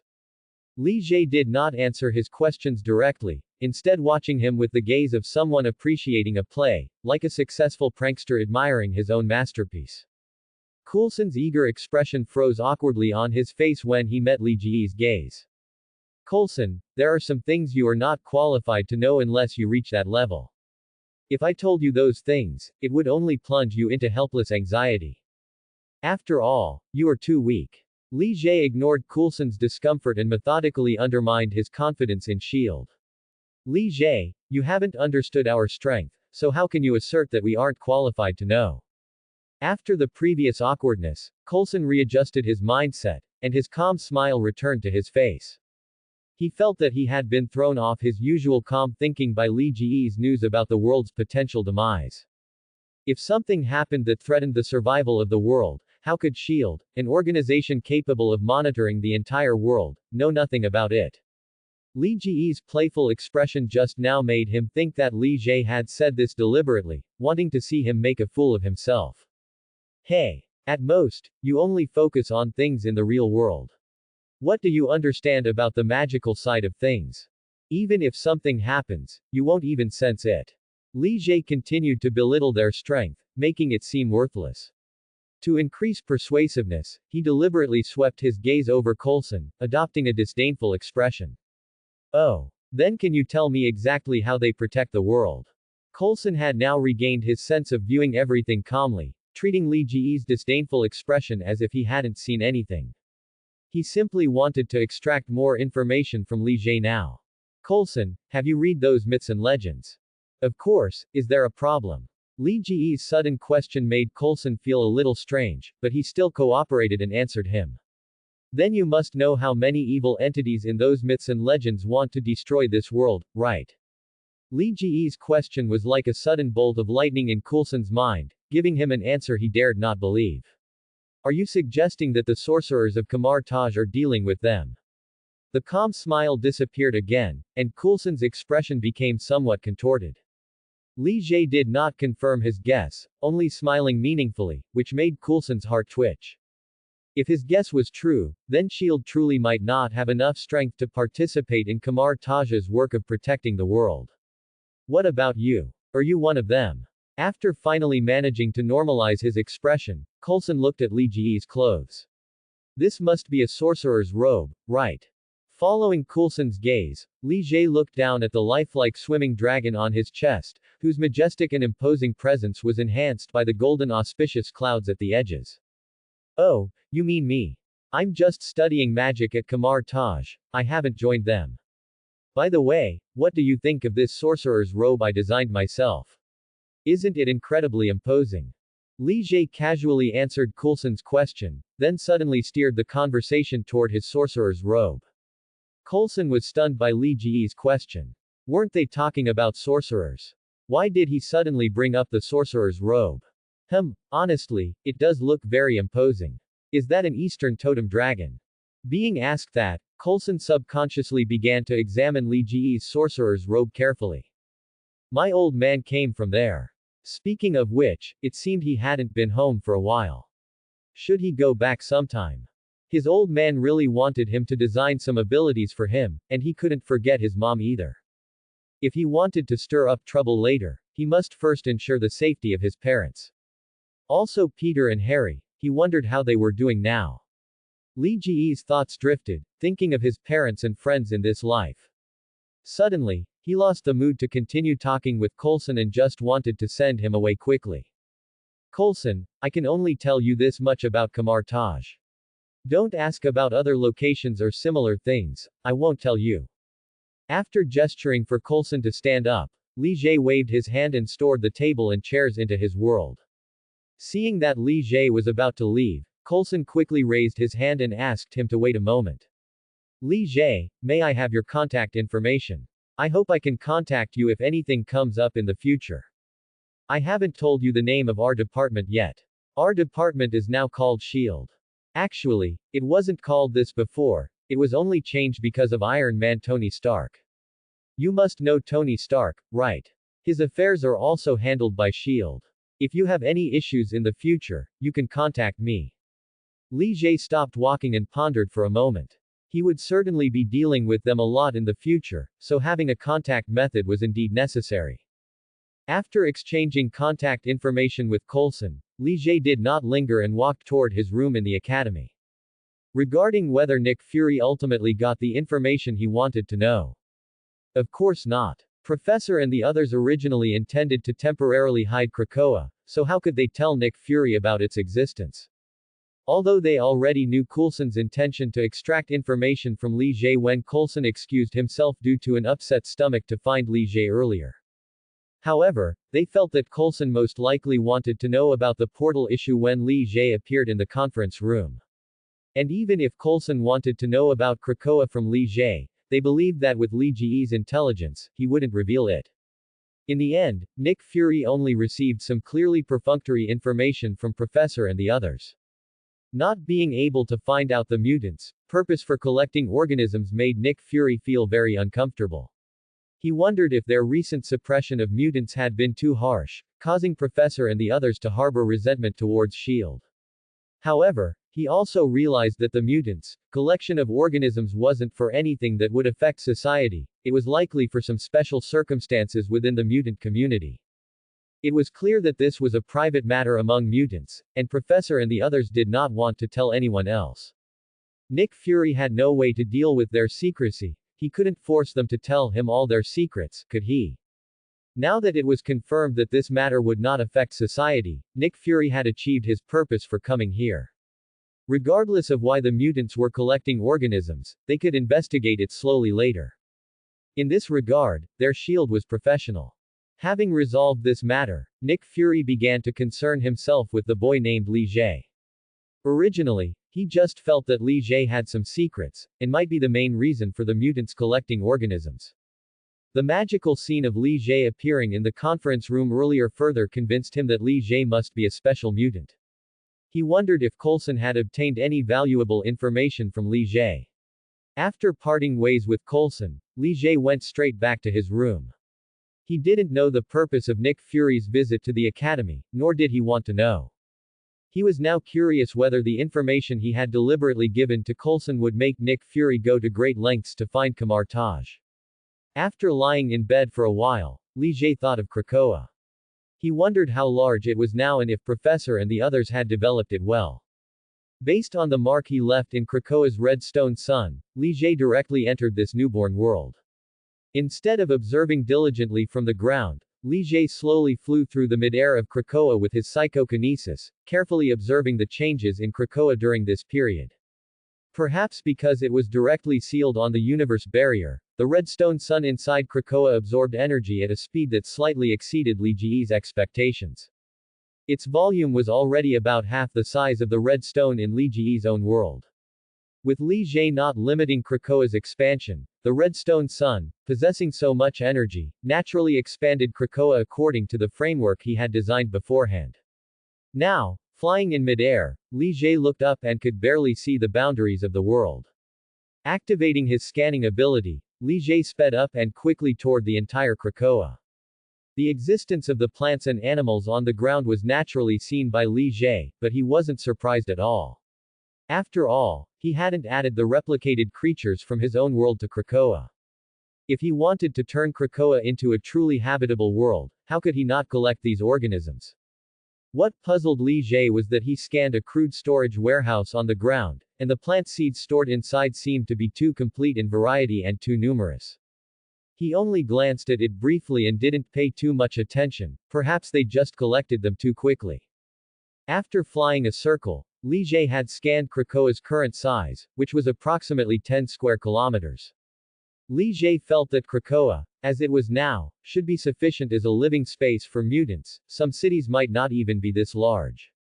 Even if all mutants were brought in, it would be enough for them to live. The total number of mutants in the world might not even fill the current area. After all, those who could awaken and become mutants still accounted for a very small portion of the world. Li Jie wondered if he should remove Krakoa's continuous expansion feature. With not so many people living there, too large an area was just a waste. Why not limit Krakoa's size to be as large as Earth? Mutants should be a race that can continuously grow stronger. In the future, the excess energy in the red stone will be used to transform Krakoa into a high-energy environment suitable for mutant growth. As for the red stone's energy exceeding Krakoa's upper limit for maintaining a suitable high-energy environment. The excess energy can also directly enter his own world through his connection and condense into other red stones. He wasn't the mutants' nanny, they should be grateful to him for giving them a world. One red stone is a sun. He can't keep the red stone's self-replication feature in Krakoa and let them forever exploit him, can he? Isn't one sun enough for them to consume? Li Ji's thoughts raced, and feeling that his idea was sound, he used his connection with the red stone sun to incorporate all the aspects he had just thought of into Krakoa's design. Looking at the haphazardly planted seeds on the ground and some unarranged animals, Li Ji felt that he should help them. He took out a box from his world, opened it, and found it full of well-made bone meal. Although he hadn't tried it in the real world, Li Ji was confident that this bone meal would be able to promote the growth of plants. Although in Li Ji's world, he could materialize anything he wanted with energy through already recorded information. Logically, this bone meal had no use for him, but Li Ji still designed the bone meal. No particular reason, it was just that sometimes he also wanted to experience a simple pastoral life and plant some desired plants himself. Holding the box aloft beside him with his psychokinesis, Li Ji once again flew unhurriedly over Krakoa. As he flew, he took out bone meal from the box, scattering it towards the planted seeds like a little fairy sprinkling fairy dust in a fairy tale. Patches of plants seemed to accelerate their growth, rising from Krakoa's barren ground. The speed of flight is, after all, incomparable to walking. Even though Li Ji deliberately slowed down, sprinkling bone meal on all the seeds didn't take him much time. Ultimately, he didn't plant seeds across all the land, the areas already planted didn't cover a large portion of Krakoa. Now, those vibrant areas, when viewed from the entirety of Krakoa, only resemble scattered oases carved out of a desert. To truly transform Krakoa into a colorful world, the professor and the others still need to continue their efforts. He merely laid a good foundation for them. After leaving Krakoa, Li Ji originally intended to return home immediately. However, thinking that he had just returned from Kamar Taj and hadn't had a good chat with the professor and the others, he should at least stay in the academy for some time. So, Li Ji lay on his bed, contemplating the arrangement of his parents' abilities and whether Peter had reached that fated spider bite moment. Unconsciously, Li Ji relaxed his mind, and the fatigue from constantly studying magic knowledge during this period instantly surged over him. His eyelids grew heavier, and all his thoughts, like ethereal clouds, gradually dissipated, leaving him thoughtless and empty, his breathing slowly becoming long and steady. When Li Ji regained consciousness, it was already dusk, and golden red light streamed onto the windowsill through the open curtains. Leaving his room, Li Ji walked directly towards the academy's dining hall. The professor and the others should be waiting for dinner there. Halfway there, Li Ji also met Iceman, who had come to call him for dinner, and they walked to the dining hall chatting. In the dining hall, Li Ji indeed saw the professor and the others. They were all sitting together, seemingly waiting specifically for him. Li Ji didn't wait for them to ask and proactively began to explain to the professor. He chatted with the professor about the basic situation of Kamar Taj and recounted his conversation with Coulson. Kamar Taj's selfless dedication to silently protecting the world had earned their immense respect. The vastness of the universe and the existence of gods and demons completely shattered the professor and the others' worldview. The professor also lamented that he had always focused on mutants in the past, never bothering to understand other supernatural powers, admitting his short-sightedness. The X-Men and some capable students gathered around Li Ji and the professor all felt that their horizons had been greatly broadened. The Kamar Taj sorcerers' way of existing, hidden outside the world yet silently protecting it, made them yearn for it. As people who knew about Krakoa's existence, they felt that mutants could now become such beings. Li Ji heard their discussion and was surprised they had such thoughts, but thinking about their conduct over the years, the name X-Men wasn't just for show. Li Ji offered no comments, whatever they wanted to do was fine, it was their freedom. As for the conversation with Coulson, they were all unconcerned. They had only told him about Kamar Taj, and no information about Krakoa had been revealed.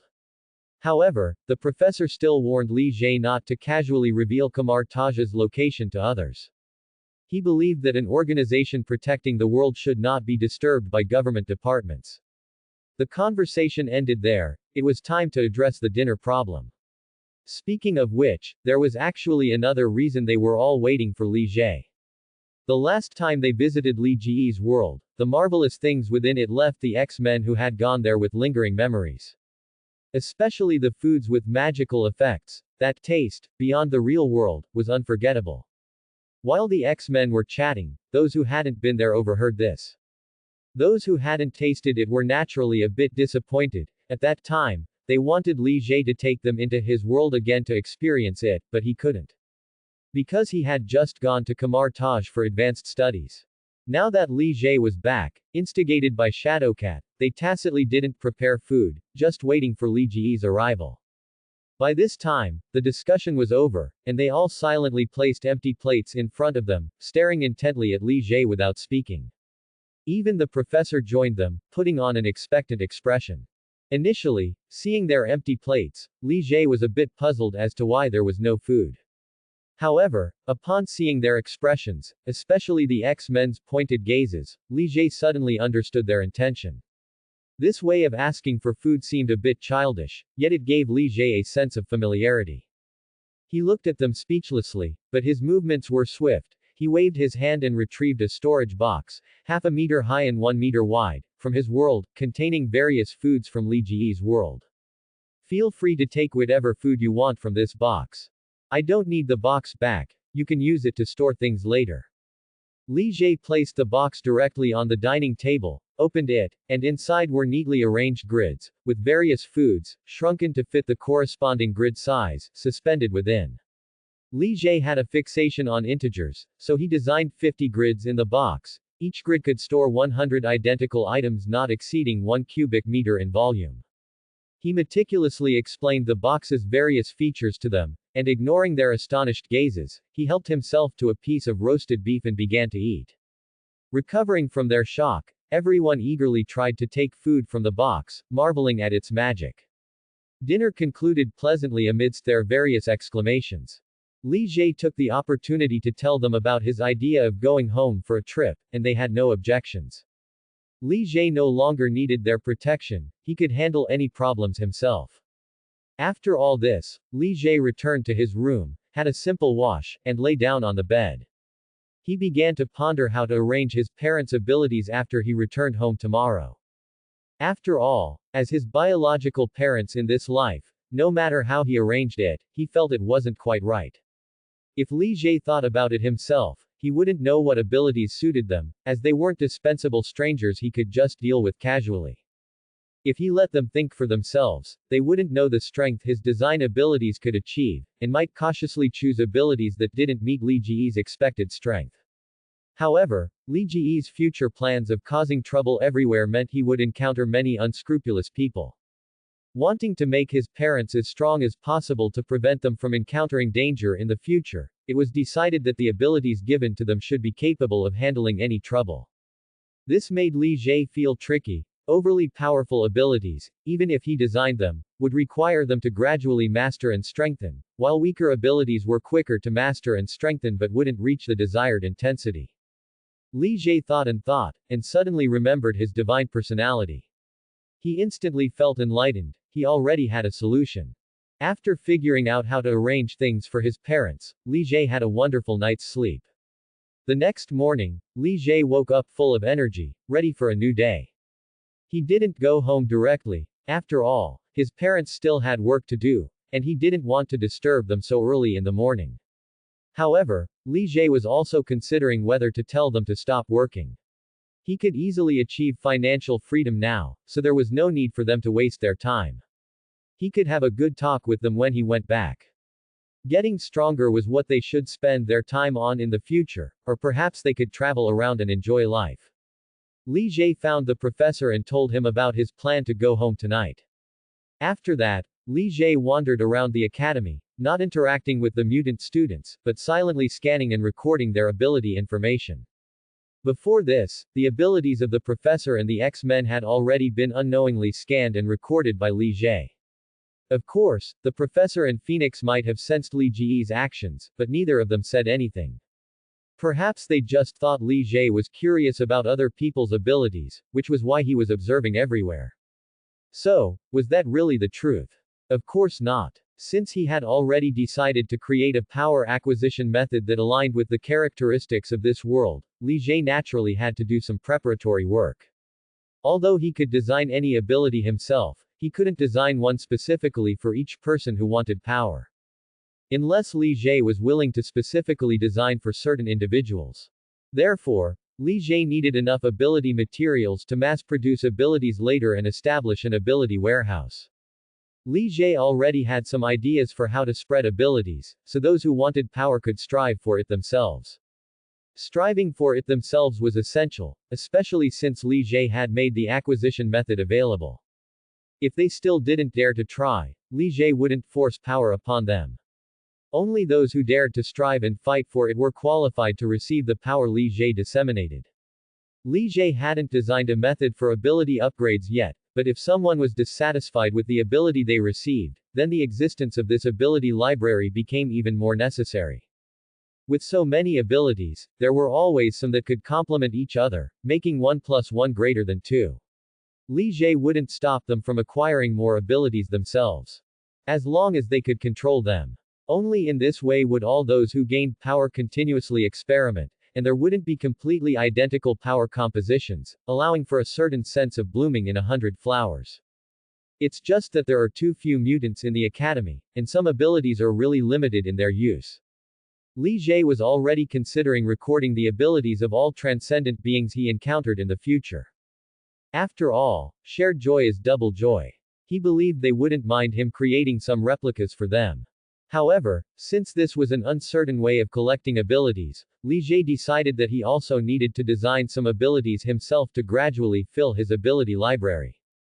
With so many abilities, Li Jie himself certainly couldn't strengthen and master all of them to a profound degree, so spreading power wasn't just to achieve his goal. He would leave the underlying logic for all abilities to collect information and transmit it back to Li Jie. Everyone who gained power would become a proxy for Li Jie's ability upgrades. I don't need to strengthen abilities, everyone who gains power is my automatic upgrade cheat. I spread power to all beings, and all beings lift me to godhood with their wisdom. Life in the academy was very leisurely, and time slowly approached evening. After greeting the professor and the others, Li Jie drew a circle in the air in front of them with his bare hands, and a spark-filled portal appeared. Not using such a convenient portal would be a waste. Originally, Li Jie had thought about designing and materializing an ability like instant movement, but now with Kamar Taj's portal, he was too lazy to go to the extra trouble. The other side of the portal was Li Jie's bedroom. Li Jie didn't hesitate and stepped through. He looked around the bedroom, it seemed to be regularly cleaned, with no dust. Li Jie also saw that his previous block world drawing was still neatly taped to the easel, unchanged. Sounds from the first floor faintly drifted up, and Li Jie knew his parents must have returned. Instead of walking normally, Li Jie floated above the ground using telekinesis, gently opened the door, and drifted out. Li Jie was getting better and better at using telekinesis. This ability was simply too convenient for daily life, making him constantly want to use it. Li Jie, in his mage's robe, made no sound, floating downstairs like a ghost. So much so that when he appeared behind Li Chuang and Alice, who were busy preparing dinner, they didn't notice him. Li Jie, who had a bit of a prankster streak, suddenly wanted to scare them. Grinning silently, Li Jie used his demon transformation ability to turn himself into a standard demon, then condensed energy to form a god of death's scythe. Of course, Li Jie's control over energy was exceptionally good, he reined in all his energy, not emitting a single ray of light. Li Chuang Alice I've come to take you to hell.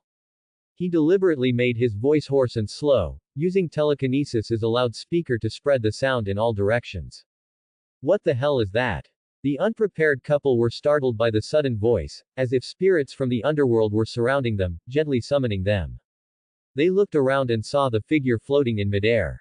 Dark red skin, curved horns on its head, holding a god of death's scythe, and wearing a long robe. Like a combination of a demon and the god of death. This appearance, this silent emergence, made their hearts pound. They had unfortunately encountered the god of death. Alice hugged Li Chuang tightly, burying her head and daring not to look again. However, Li Chuang, as her husband, immediately noticed something was off. Why would a Western god of death have an Eastern dragon on its robe? Upon closer inspection, the face of this god of death looked so much like that stinky kid, Li Jie, except for the slightly red skin. Thinking of the abilities Li Jie had told them about before, Li Chuang's face darkened. He felt that perhaps it had been a long time since he had let Li Jie experience his mountainous fatherly love. Stinky kid, that's you, isn't it? Seeing Li Chuang's increasingly gloomy expression, Li Jie quickly cancelled his demon transformation ability and looked at him with a fawning expression. HMPH. I can't believe it's you, you little artist, even scaring your mother. Alice heard Li Chuang's words and immediately lifted her head from his embrace, seeing Li Jie back to normal. Although she tried to keep her tone calm, an undeniable blush still appeared on Alice's face. Dad, Mom, you don't need to prepare dinner. Let me take you somewhere. Li Jie, not wanting to be lectured by them, quickly found a topic to prevent them from dwelling on how he had just scared them. Without waiting for their agreement, Li Jie directly used his world's ability to collect things, bringing Father and Alice into his dimensional world. The blurring and distortion of their vision lasted only for an instant, then the environment before them underwent a dramatic change. The rule assimilation ability took effect, and before the two of them could react, they transformed into people seemingly composed of tiny blocks. Dad, Mom, welcome to my Minecraft. Li Jie's proud voice rang out beside them. Only then did they realize they had arrived in a strange place. Everything before their eyes was clearly not something that would exist in the real world. Stinky kid, what's wrong with your appearance? No, what about me and your mom? Darling, you look just like a cartoon character now. Father glanced at Li Jie, then raised his palms to examine them, and then looked down at his and Alice's bodies. He showed no signs of panic, knowing that Li Jie wouldn't harm them, but he was curious about their current appearance. Alice, on the other hand, had even less of a reaction, simply looking at Father with astonishment. Dad, you don't have to worry. This is just temporary assimilation by the rules of my world. I've designed some special rules for my world, you can experience them slowly. Let's go to my house. You must try the food in this world. Li Jie led them toward a very conspicuous building on the flat ground. Are you a god now, dear? You just said this is your world. Alice also reacted at this moment, her eyes wide with anticipation as she looked at Li Jie. A god? Perhaps. I think I'm more like a newborn heavenly Tao. Li Jie blurted out his self-positioning without thinking. Oh, stinky kid, your ambition is truly immense. Compared to Alice, Father clearly understood the meaning of heavenly Tao in Eastern culture. His gaze towards Li Jie became profound. Governing all rules. Controlling all things. Creating all beings. Dad, people always need a goal, and my abilities can achieve anything, can't they? Li Jie felt that his father must have noticed something. After all, as someone from the East, some ideas have been passed down for a long time. What are you talking about? Heavenly Tao, does that mean the Eastern God? Alice, who hadn't thoroughly understood Eastern mythology, clearly didn't know the status of Heavenly Tao in it. Yes, Mom, it's God. Li Jie felt there was no need to explain it too clearly. After all, the Eastern God did, to a certain extent, represent the Heavenly Tao. Just a few steps away, Li Jie had already led them to his house. There was no exquisite architecture. Li Jie had simply built a matchbox-like structure, practical and simple.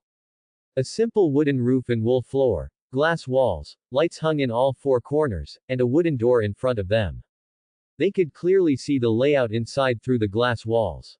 In the two innermost corners, one side was piled high with chests, while the other simply held a bed. On the side closer to the door, one side held a table and chairs, while the other displayed armor stands and Li Jie's designed weapon racks.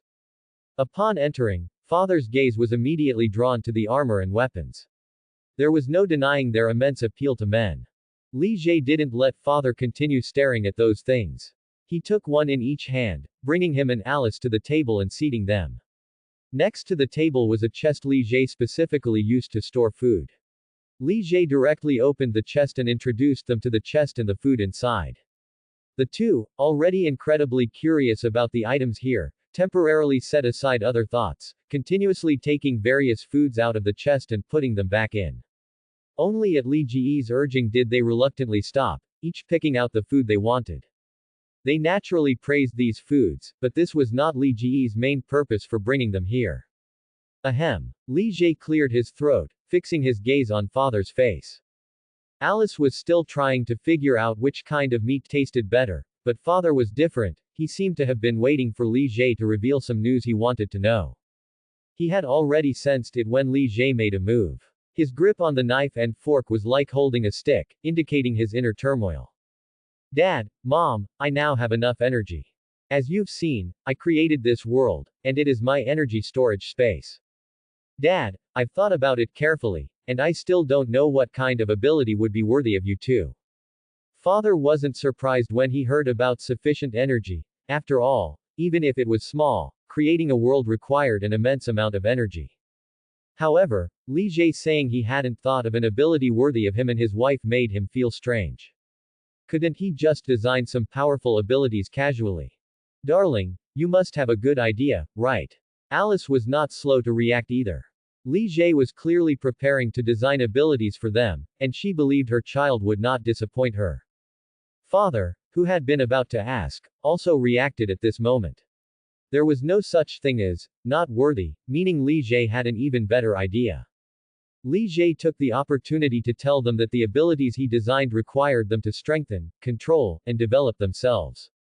He also explained his idea of spreading power. Li Jie also explained the benefits of doing so for him, hoping they would support him. As his parents, Li Jie didn't want to hide anything from them, and he also needed them to be vigilant about people who approached them in the future.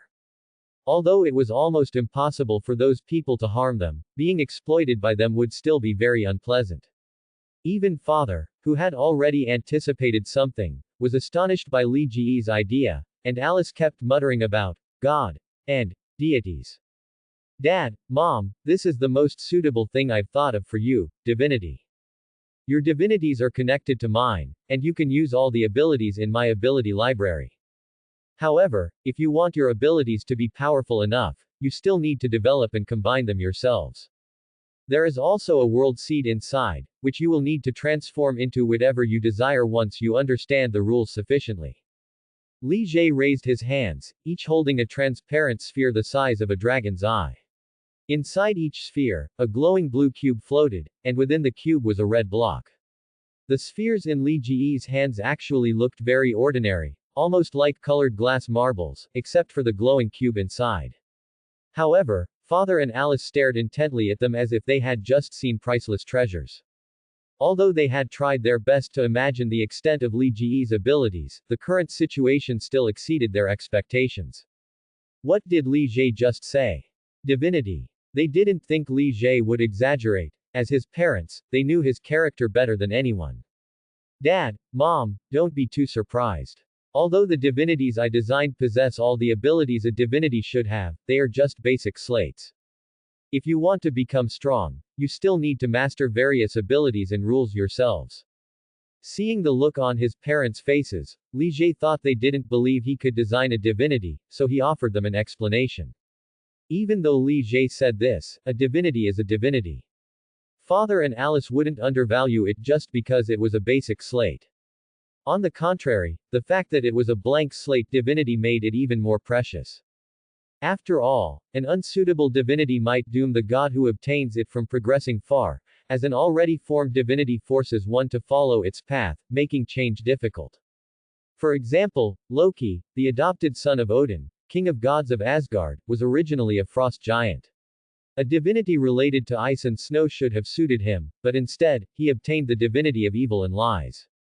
This resulted in him being unable to catch up to the power of thunder god Thor, no matter how hard he tried. As the son of the frost giant king, his bloodline was nobler than Thor's. It was only because the thunder god divinity Thor received suited him perfectly that Loki could never surpass Thor. The result was obvious. The dignified son of the frost giant king became a ridiculed joker who loved pranks. As for Thor, frankly speaking, he became Asgard's god of war simply because he had a suitable divinity and relied solely on brute force, without engaging in activities like studying magic. From this clear comparison, one can understand just how rare and precious a suitable divinity is, one that allows its master to mold it as they wish. When Li Jie designed the divinities, he had already factored in their malleability. However, at the time, he hadn't considered so many things. He simply felt that since he could continuously design and manifest abilities, his own divinity must be able to accommodate all of them. Furthermore, Li Jie hadn't designed all his abilities in one go and then stopped designing anymore. This meant the divinity needed continuous modification to eventually integrate all conceivable abilities and the rules contained within those abilities.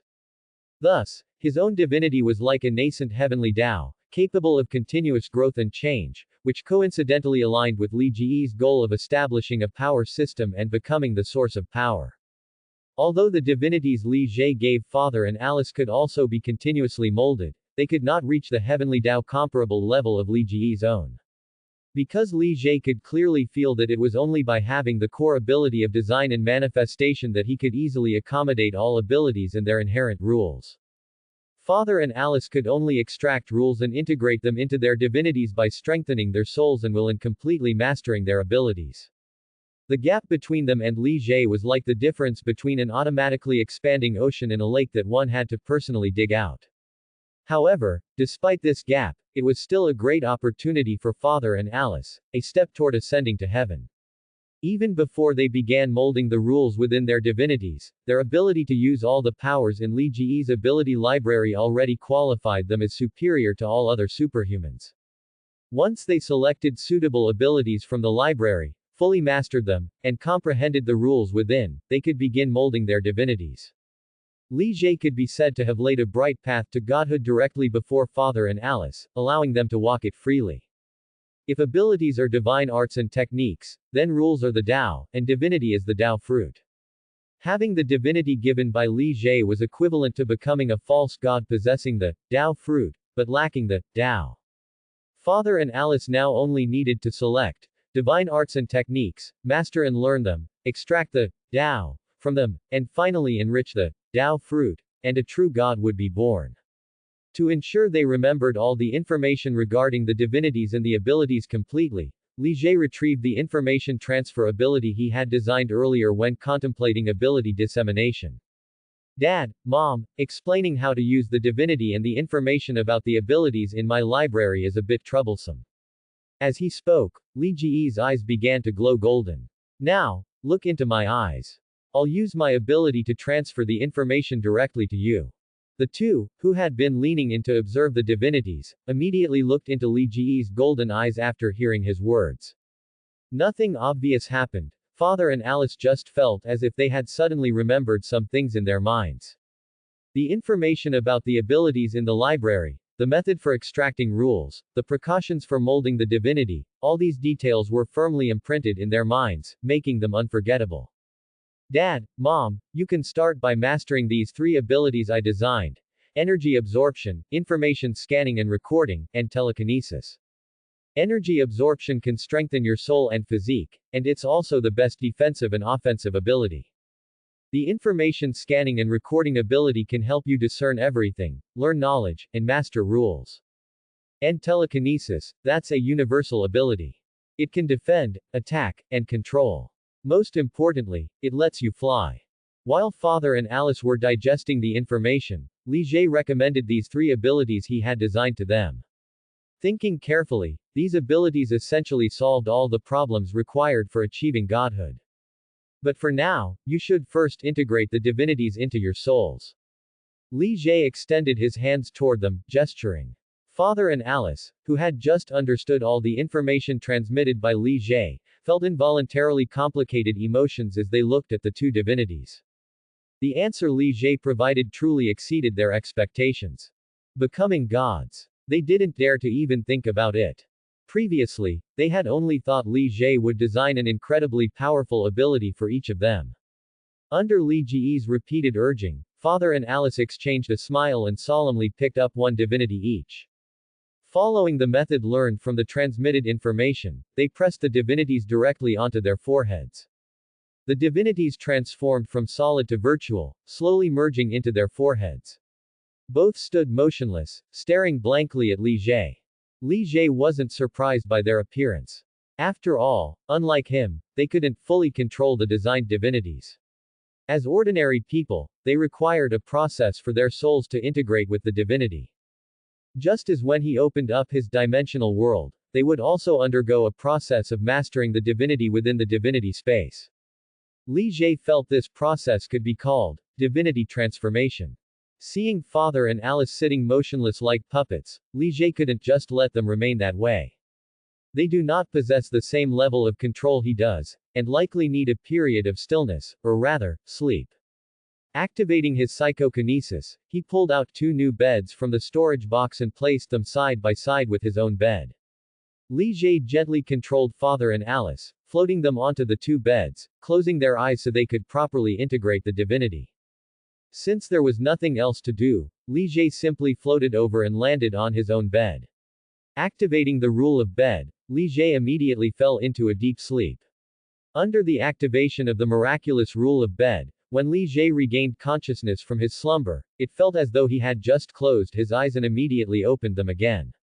There was no sense of time passing, nor any dreams, his spirit simply returned to its optimal state immediately. He wasn't sure if it was influenced by Li Jie's subconscious, but the preset wake-up time he had added to the bed did not activate automatically. The fatigue he had accumulated made him unconsciously want to rest longer. In his world, everything naturally followed his will, and the only ability that took effect on the bed was making him sleep better. Li Jie sat up and looked at the 2 beds next to him. As expected, they were empty. A sweep of his mental scan across the world revealed the locations of Father and Alice in his mind. The 2 of them were outside, several hundred meters away from the house, experimenting with various abilities, flying back and forth in midair, launching attacks at each other. Wind, fire, thunder, and lightning constantly shifted, and occasionally they would split off several clones to use different abilities. Especially Father, who had transformed into a demon appearance, condensing his exclusive weapon to try it out. Faintly, a tall demonic figure also appeared around him. Alice, however, was particularly interested in the cloning ability and was discussing with several clones how to defeat Father, the demon. Li Jie flew out of the house, watching their antics with great interest, feeling much like an adult watching children play. Mom and Dad, how do you feel? You should be able to freely control the abilities within my ability repository now, right? And those 3 abilities I mentioned before, you both chose them, didn't you? Father and Alice naturally saw Li Jie approaching, which made them feel a little awkward, like playful children caught by an adult. Father silently retracted all his abilities and flew toward Li Jie, feigning calmness. Alice, however, rushed toward Li Jie happily and immediately gave him a hug. Little artist, you really have become a great artist now. Mom is proud of you. Don't worry, your father and I remember everything you said before. We both picked those 3 abilities from your ability repository and engraved them into our divinity. Li Jie was not surprised by Alice's answer. The abilities he had suggested were specifically designed for his own enhancement. After experiencing that all-encompassing power, it was natural for them to choose those. Cough, cough. Stinky kid, do you have any plans for the future? I imagine you won't be content living an ordinary life anymore, right? Do you need your mother's and my help? Father cleared his throat, straightened his expression, and looked at Li Jie seriously, wanting to know his intentions. The earth-shattering changes in himself and Alice, Li Jie's all-encompassing ability repository, the directly bestowed divinity, and this current magical world all made him deeply realize that Li Jie must have a goal he wished to achieve and had already begun preparations. As Li Jie's father, he did not want to interfere with his plans, he just hoped to be able to help him. Mom and Dad, do you think, with my abilities, I can create a path to godhood? Recently, I have encountered quite a few mutants. I myself am a mutant, and to me, they seem like people using machine guns as wooden sticks. There is no way for them to continuously evolve themselves, they rely entirely on self-development, which is inefficient and wastes their talent. Despite this, there are still many people coveting the power of mutants, hoping to find the possibility of evolution from them. Li Jie used his control as the master of the world to directly manifest a table and chairs in front of them, allowing Father and Alice to sit down. He began to explain his ideas, and Father and Alice did not interrupt him. At this point, Li Jie pointed to his sorcerer robe and continued. The sorcerer robe I'm wearing was designed by me. You might not know this, but there are sorcerers hidden in the shadows protecting this world. For certain reasons, I have already studied magic for a period of time at the Sorcerer Sanctuary, Kamar Taj, and I understand their sorcerer system. You definitely won't believe that they need to borrow the power of demon gods just to learn their magic, and they even have side effects. After death, even their souls belong to the demon gods. Most importantly, they only gain power without any life evolution. The magic they learn is practically fake. As he said this, Li Jie's face was filled with pity and sadness for the fate of the sorcerers. Everything Li Jie said was true. No matter how powerful the sorcerers of Kamar Taj became, none truly evolved into gods. It was as if they were cultivating for the benefit of the demon gods, immensely powerful in life, everything returned to the demon gods in death. Only then did Father and Alice carefully examine the sorcerer robe Li Jie was wearing. Before, they had simply thought Li Jie's clothing was some trendy fashion he had bought. Now, listening to Li Jie's introduction to the sorcerers, they felt as if they had opened the door to a new world. It turned out that magic and demon gods existed in the world, and their understanding of the world was still far too limited.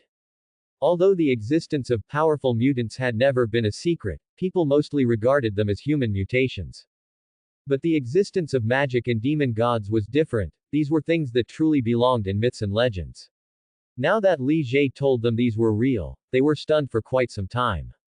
I have a premonition that various supernatural powers will continuously emerge in the future, and even beings like demon gods will descend. There are so many ordinary people in the world. Even if most of the supernaturals are benevolent, they cannot protect everyone. Moreover, the power of these supernaturals is generally difficult to cultivate and grow, and they may not have the ability to deal with all future disasters. Li Jie continued speaking, telling Father and Alice about future events through the means of a premonition. Father, you know that in Eastern culture, once a certain realm is reached, there is always a strange feeling about what will happen in the future. Looking at Father, Li Jie deliberately emphasized the words, Eastern culture. He believed Father would understand what he meant.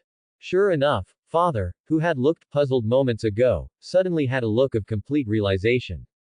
As an Oriental, Father naturally knew that in myths and legends, powerful gods and demons generally had ways to investigate future events.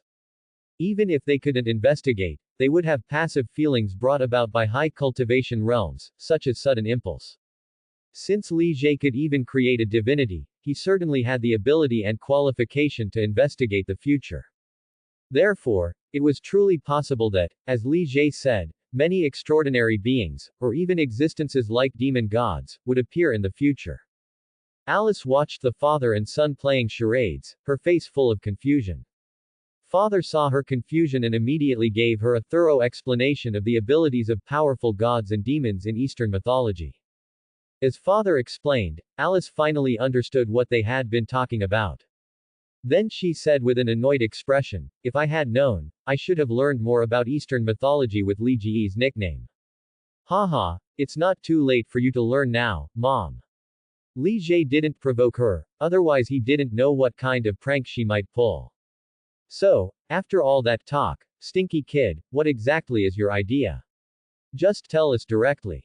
Father interrupted Li Jie, who was about to continue speaking. He was now eager to know what plan Li Jie had that required bringing up mutant, mages, and demon gods. Hearing Father's urging, Li Jie's expression also became serious. Father, Mom, I asked before whether my ability could create a path to godhood. Now I can tell you clearly. I have figured out how to create it. I plan to collect everything related to supernatural power and demon gods that exists in the world, and then extract what I deem useful from them. Then, combining this with my ability, I will design, step by step, a path to godhood where anyone can acquire power. Father, in Eastern mythology, there is the saying, one step, one heaven, and the principle that 9 is the extreme number. Therefore, I also think my path to godhood should have 9 realms. I have decided to name this path to godhood, the 9 heavens. As he spoke, Li Ji's face was filled with confidence that he could achieve his goal. In father's ears, the name 9 heavens echoed. He believed no Oriental person would remain indifferent to this name. The way of immortals and gods, one step, one heaven. Li Ji's nickname, are you going to create a 9-layered world? Alice asked this question. She didn't find the name strange, she simply thought the 9 heavens meant 9 worlds stacked together. Mom, you're amazing. You grasped my idea right away. I am indeed planning to create a 9-layered world. My divine kingdom will eventually open up the 9 heavens. Only a world completely controlled by me can perfectly align with my vision. After all, while I want to spread power, I also need to ensure that I am the true controller. Father swallowed the words he was about to say. He had originally intended to bring up the issue of needing to control the spread of power, but he hadn't expected Li Jie to have already thought of everything. Father, you didn't think I just purely wanted to spread power, did you? Li Jie saw father's expression just now and looked at him strangely. Was he really that much of a bleeding heart? You kid, I knew you weren't that honest. Tell me, do you have other intentions? Father blushed and asked Li Jie, somewhat annoyed. Alice watched father's face from the side and suddenly realized that her husband had such a cute side. Li Jie grinned as he looked at father, waiting until father felt a bit uncomfortable before speaking again. Father, Mom, you both know now that the abilities I designed need continuous learning and development to become powerful. But, look at my ability library. The abilities inside aren't incredibly numerous yet. If I continue to collect and design them in the future, do you think I can master and strengthen all of them? How much effort would I have to expend to completely digest all these abilities and make them my own? Father and Alice agreed with Li Ji's statement. Li Ji's ability library already contained so many abilities, and according to him, he would continue collecting and designing more in the future. It would be impossible for him to master and learn them all. That's where my path to godhood comes in.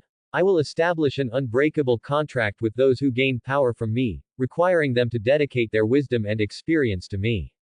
They gain power, and I gain the nourishment of all of them. The more people who embark on the path to godhood and the stronger they become, the greater the feedback I receive. This is an excellent win-win method. Li Jie grew more excited as he spoke, as if he could already see the scene unfold. The fervor in his eyes made both father and Alice feel their blood start to boil. Good, good, good. I knew it. How could the son of father, be a fool who only gives without expecting anything in return? Preaching to all beings, and then using the wisdom and experience of all beings to achieve greatness for yourself. You kid, you might truly become an existence like the Tao ancestor in the future. As someone who had been steeped in Eastern mythology since childhood, how could father not see Li Ji's line of reasoning? He intends to emulate the legendary Tao ancestor. Li Ji's nickname, you truly are your mother's pride. May God be with you, no, may you soon become God. Alice originally wanted to use God to bless Li Jie, but she suddenly felt that Li Ji's path to godhood might allow him to become an existence like God himself, so she immediately corrected herself. Li Jie couldn't suppress the rising curve of his mouth after receiving their affirmation. After all, they were his parents, and no matter how powerful he was now, he still hoped to receive their approval. Well, stinky kid, have you figured out how to start creating your 9 heavens? Father was more cautious. Although Li Ji's plan was excellent, it still needed a starting point. Li Jie smiled upon hearing this, he already had an idea. Father, Mom, I plan to open a research institute to collect and study the knowledge and items I need. I can also use this as a base to begin attempting to spread power. Once the collected materials meet my requirements, I will open up corresponding worlds, layer by layer, beneath the world we are currently in. This current world will serve as the 9th heaven, where I oversee everything. After expressing all his thoughts, Li Jie remembered something. He hadn't yet discussed Li Chuang and Alice's work situation. By the way, Mom and Dad, aren't you going to work today? Li Jie checked the time, it was already lunchtime, and Li Chuang and Alice hadn't noticed this issue. Because they had obtained the Godhead and seen the abilities in Li Jie's ability library, they had been excitedly trying them out and chatting with Li Jie for so long. Now that Li Jie mentioned it, they finally remembered they had work. However, they both looked indifferent. Work? What work? Now that they were on the path to godhood, they no longer cared about such things. However, they still needed to live in this world and needed money to sustain themselves, which was still a problem. Li Chuang looked at Li Jie, suddenly recalling what Li Jie had just said, so he tentatively asked, "Stinky kid, you just said you wanted to establish a research institute. Where did you get so much money?" Li Jie hadn't expected Li Chuang to notice this detail, he was just thinking about how to tell them. Now that Li Chuang brought it up, he naturally wouldn't disappoint them. He suddenly showed a mysterious smile and pointed to the ground. "Mom and Dad, do you know how my world is designed? You wouldn't think I just made it look like it's composed of miniature blocks, would you?" Li Jie suddenly started talking about his world. Alice was the first to react. Since Li Jie could create this magical world, there must be something in it that made Li Jie design it this way. "Li Jie, is there anything magical about this world? Tell Mom quickly." Although Li Chuang didn't understand why Li Jie suddenly brought up this world, he didn't press further, just waiting for Li Jie's answer. "Mom and Dad, everything in this world is actually materialized by the energy from the red stone in the sky, combined with the rules I designed." Li Jie pointed to the sun in the sky and specifically made the outer sun temporarily transparent so they could clearly see the red stone emitting a massive red light within. "There's also a red stone in your Godhead. You should know its function from the information I left you, right?" Li Chuang and Alice immediately recalled the description of the red stone in their Godhead. A complete red stone is equivalent to a sun. It was precisely because of the red stone's existence that they didn't doubt Li Jie could create the path to godhood, as the power of the sun was beyond question. "Stinky kid, what are you playing riddles for? Just tell us the answer directly." Li Chuang, seeing Li Jie's smug expression, felt annoyed and immediately asserted his fatherly authority. "Oh, Dad, don't be so impatient. Things always need to be explained little by little." Seeing Li Chuang's impatient expression, Li Jie quickly tried to appease him. "In short, I can directly materialize everything in this world with energy, without quantity limits. As long as there's enough energy, I can have as much as I want. Of course, there's a prerequisite. I need to scan and record the information of these things first. By the way, Mom and Dad, you can also scan and record information from the real world like me, and then slowly develop the world seeds I left you into whatever you desire. You don't have the ability to design and materialize, so you can tell me your ideas directly, and I'll help you realize them. Otherwise, you can only directly collect matter from the real world to fill your world, or wait until you control enough rules to create your own world." Li Jie rattled off these words quickly, including his suggestions for Li Chuang and Alice on developing their Godhead's world seeds. After all, they were his parents, so Li Jie naturally did his best to provide them with the best possible things, but he also needed to consider their thoughts. Alice completely disregarded Li Jie's later words, she only paid close attention to what Li Jie said at the beginning. A sharp woman always finds the key points they care about in matters. "Li Jie, are you saying you can infinitely replicate everything in this world? So, that includes money?" Alice looked at Li Jie with shining eyes, trying to get his confirmation. Li Chuang also realized. Li Jie's words were all about boasting his materialization ability, and since everything could be materialized, why not money? "Mom, you are truly a beautiful and wise person. I can indeed replicate money, but I won't do that. How would you use identical replicated money?" Li Jie looked at his parents, whose eyes were almost glowing with gold, and gave an affirmative answer, but then denied Alice's method. "Look." Li Jie directed Li Chuang and Alice's gaze to the flat ground in front of them. Before they could understand why Li Jie said this, some things suddenly began to appear on the ground. Li Chuang and Alice looked closely. Blocks of golden yellow things, each a standard cubic meter in size, and some transparent blocks of the same size, slowly transformed from illusory forms into solid, real existences, appearing from nothing. In a short time, two 10-meter-sided cubes appeared before them. Their surfaces were incredibly smooth, forming perfect cubes. The block division lines from when they were materialized had all disappeared, making them appear as a single entity. Alice watched these two cubes appear from nothing, her gaze gradually shifting from fervent to puzzled, and finally becoming calm as water.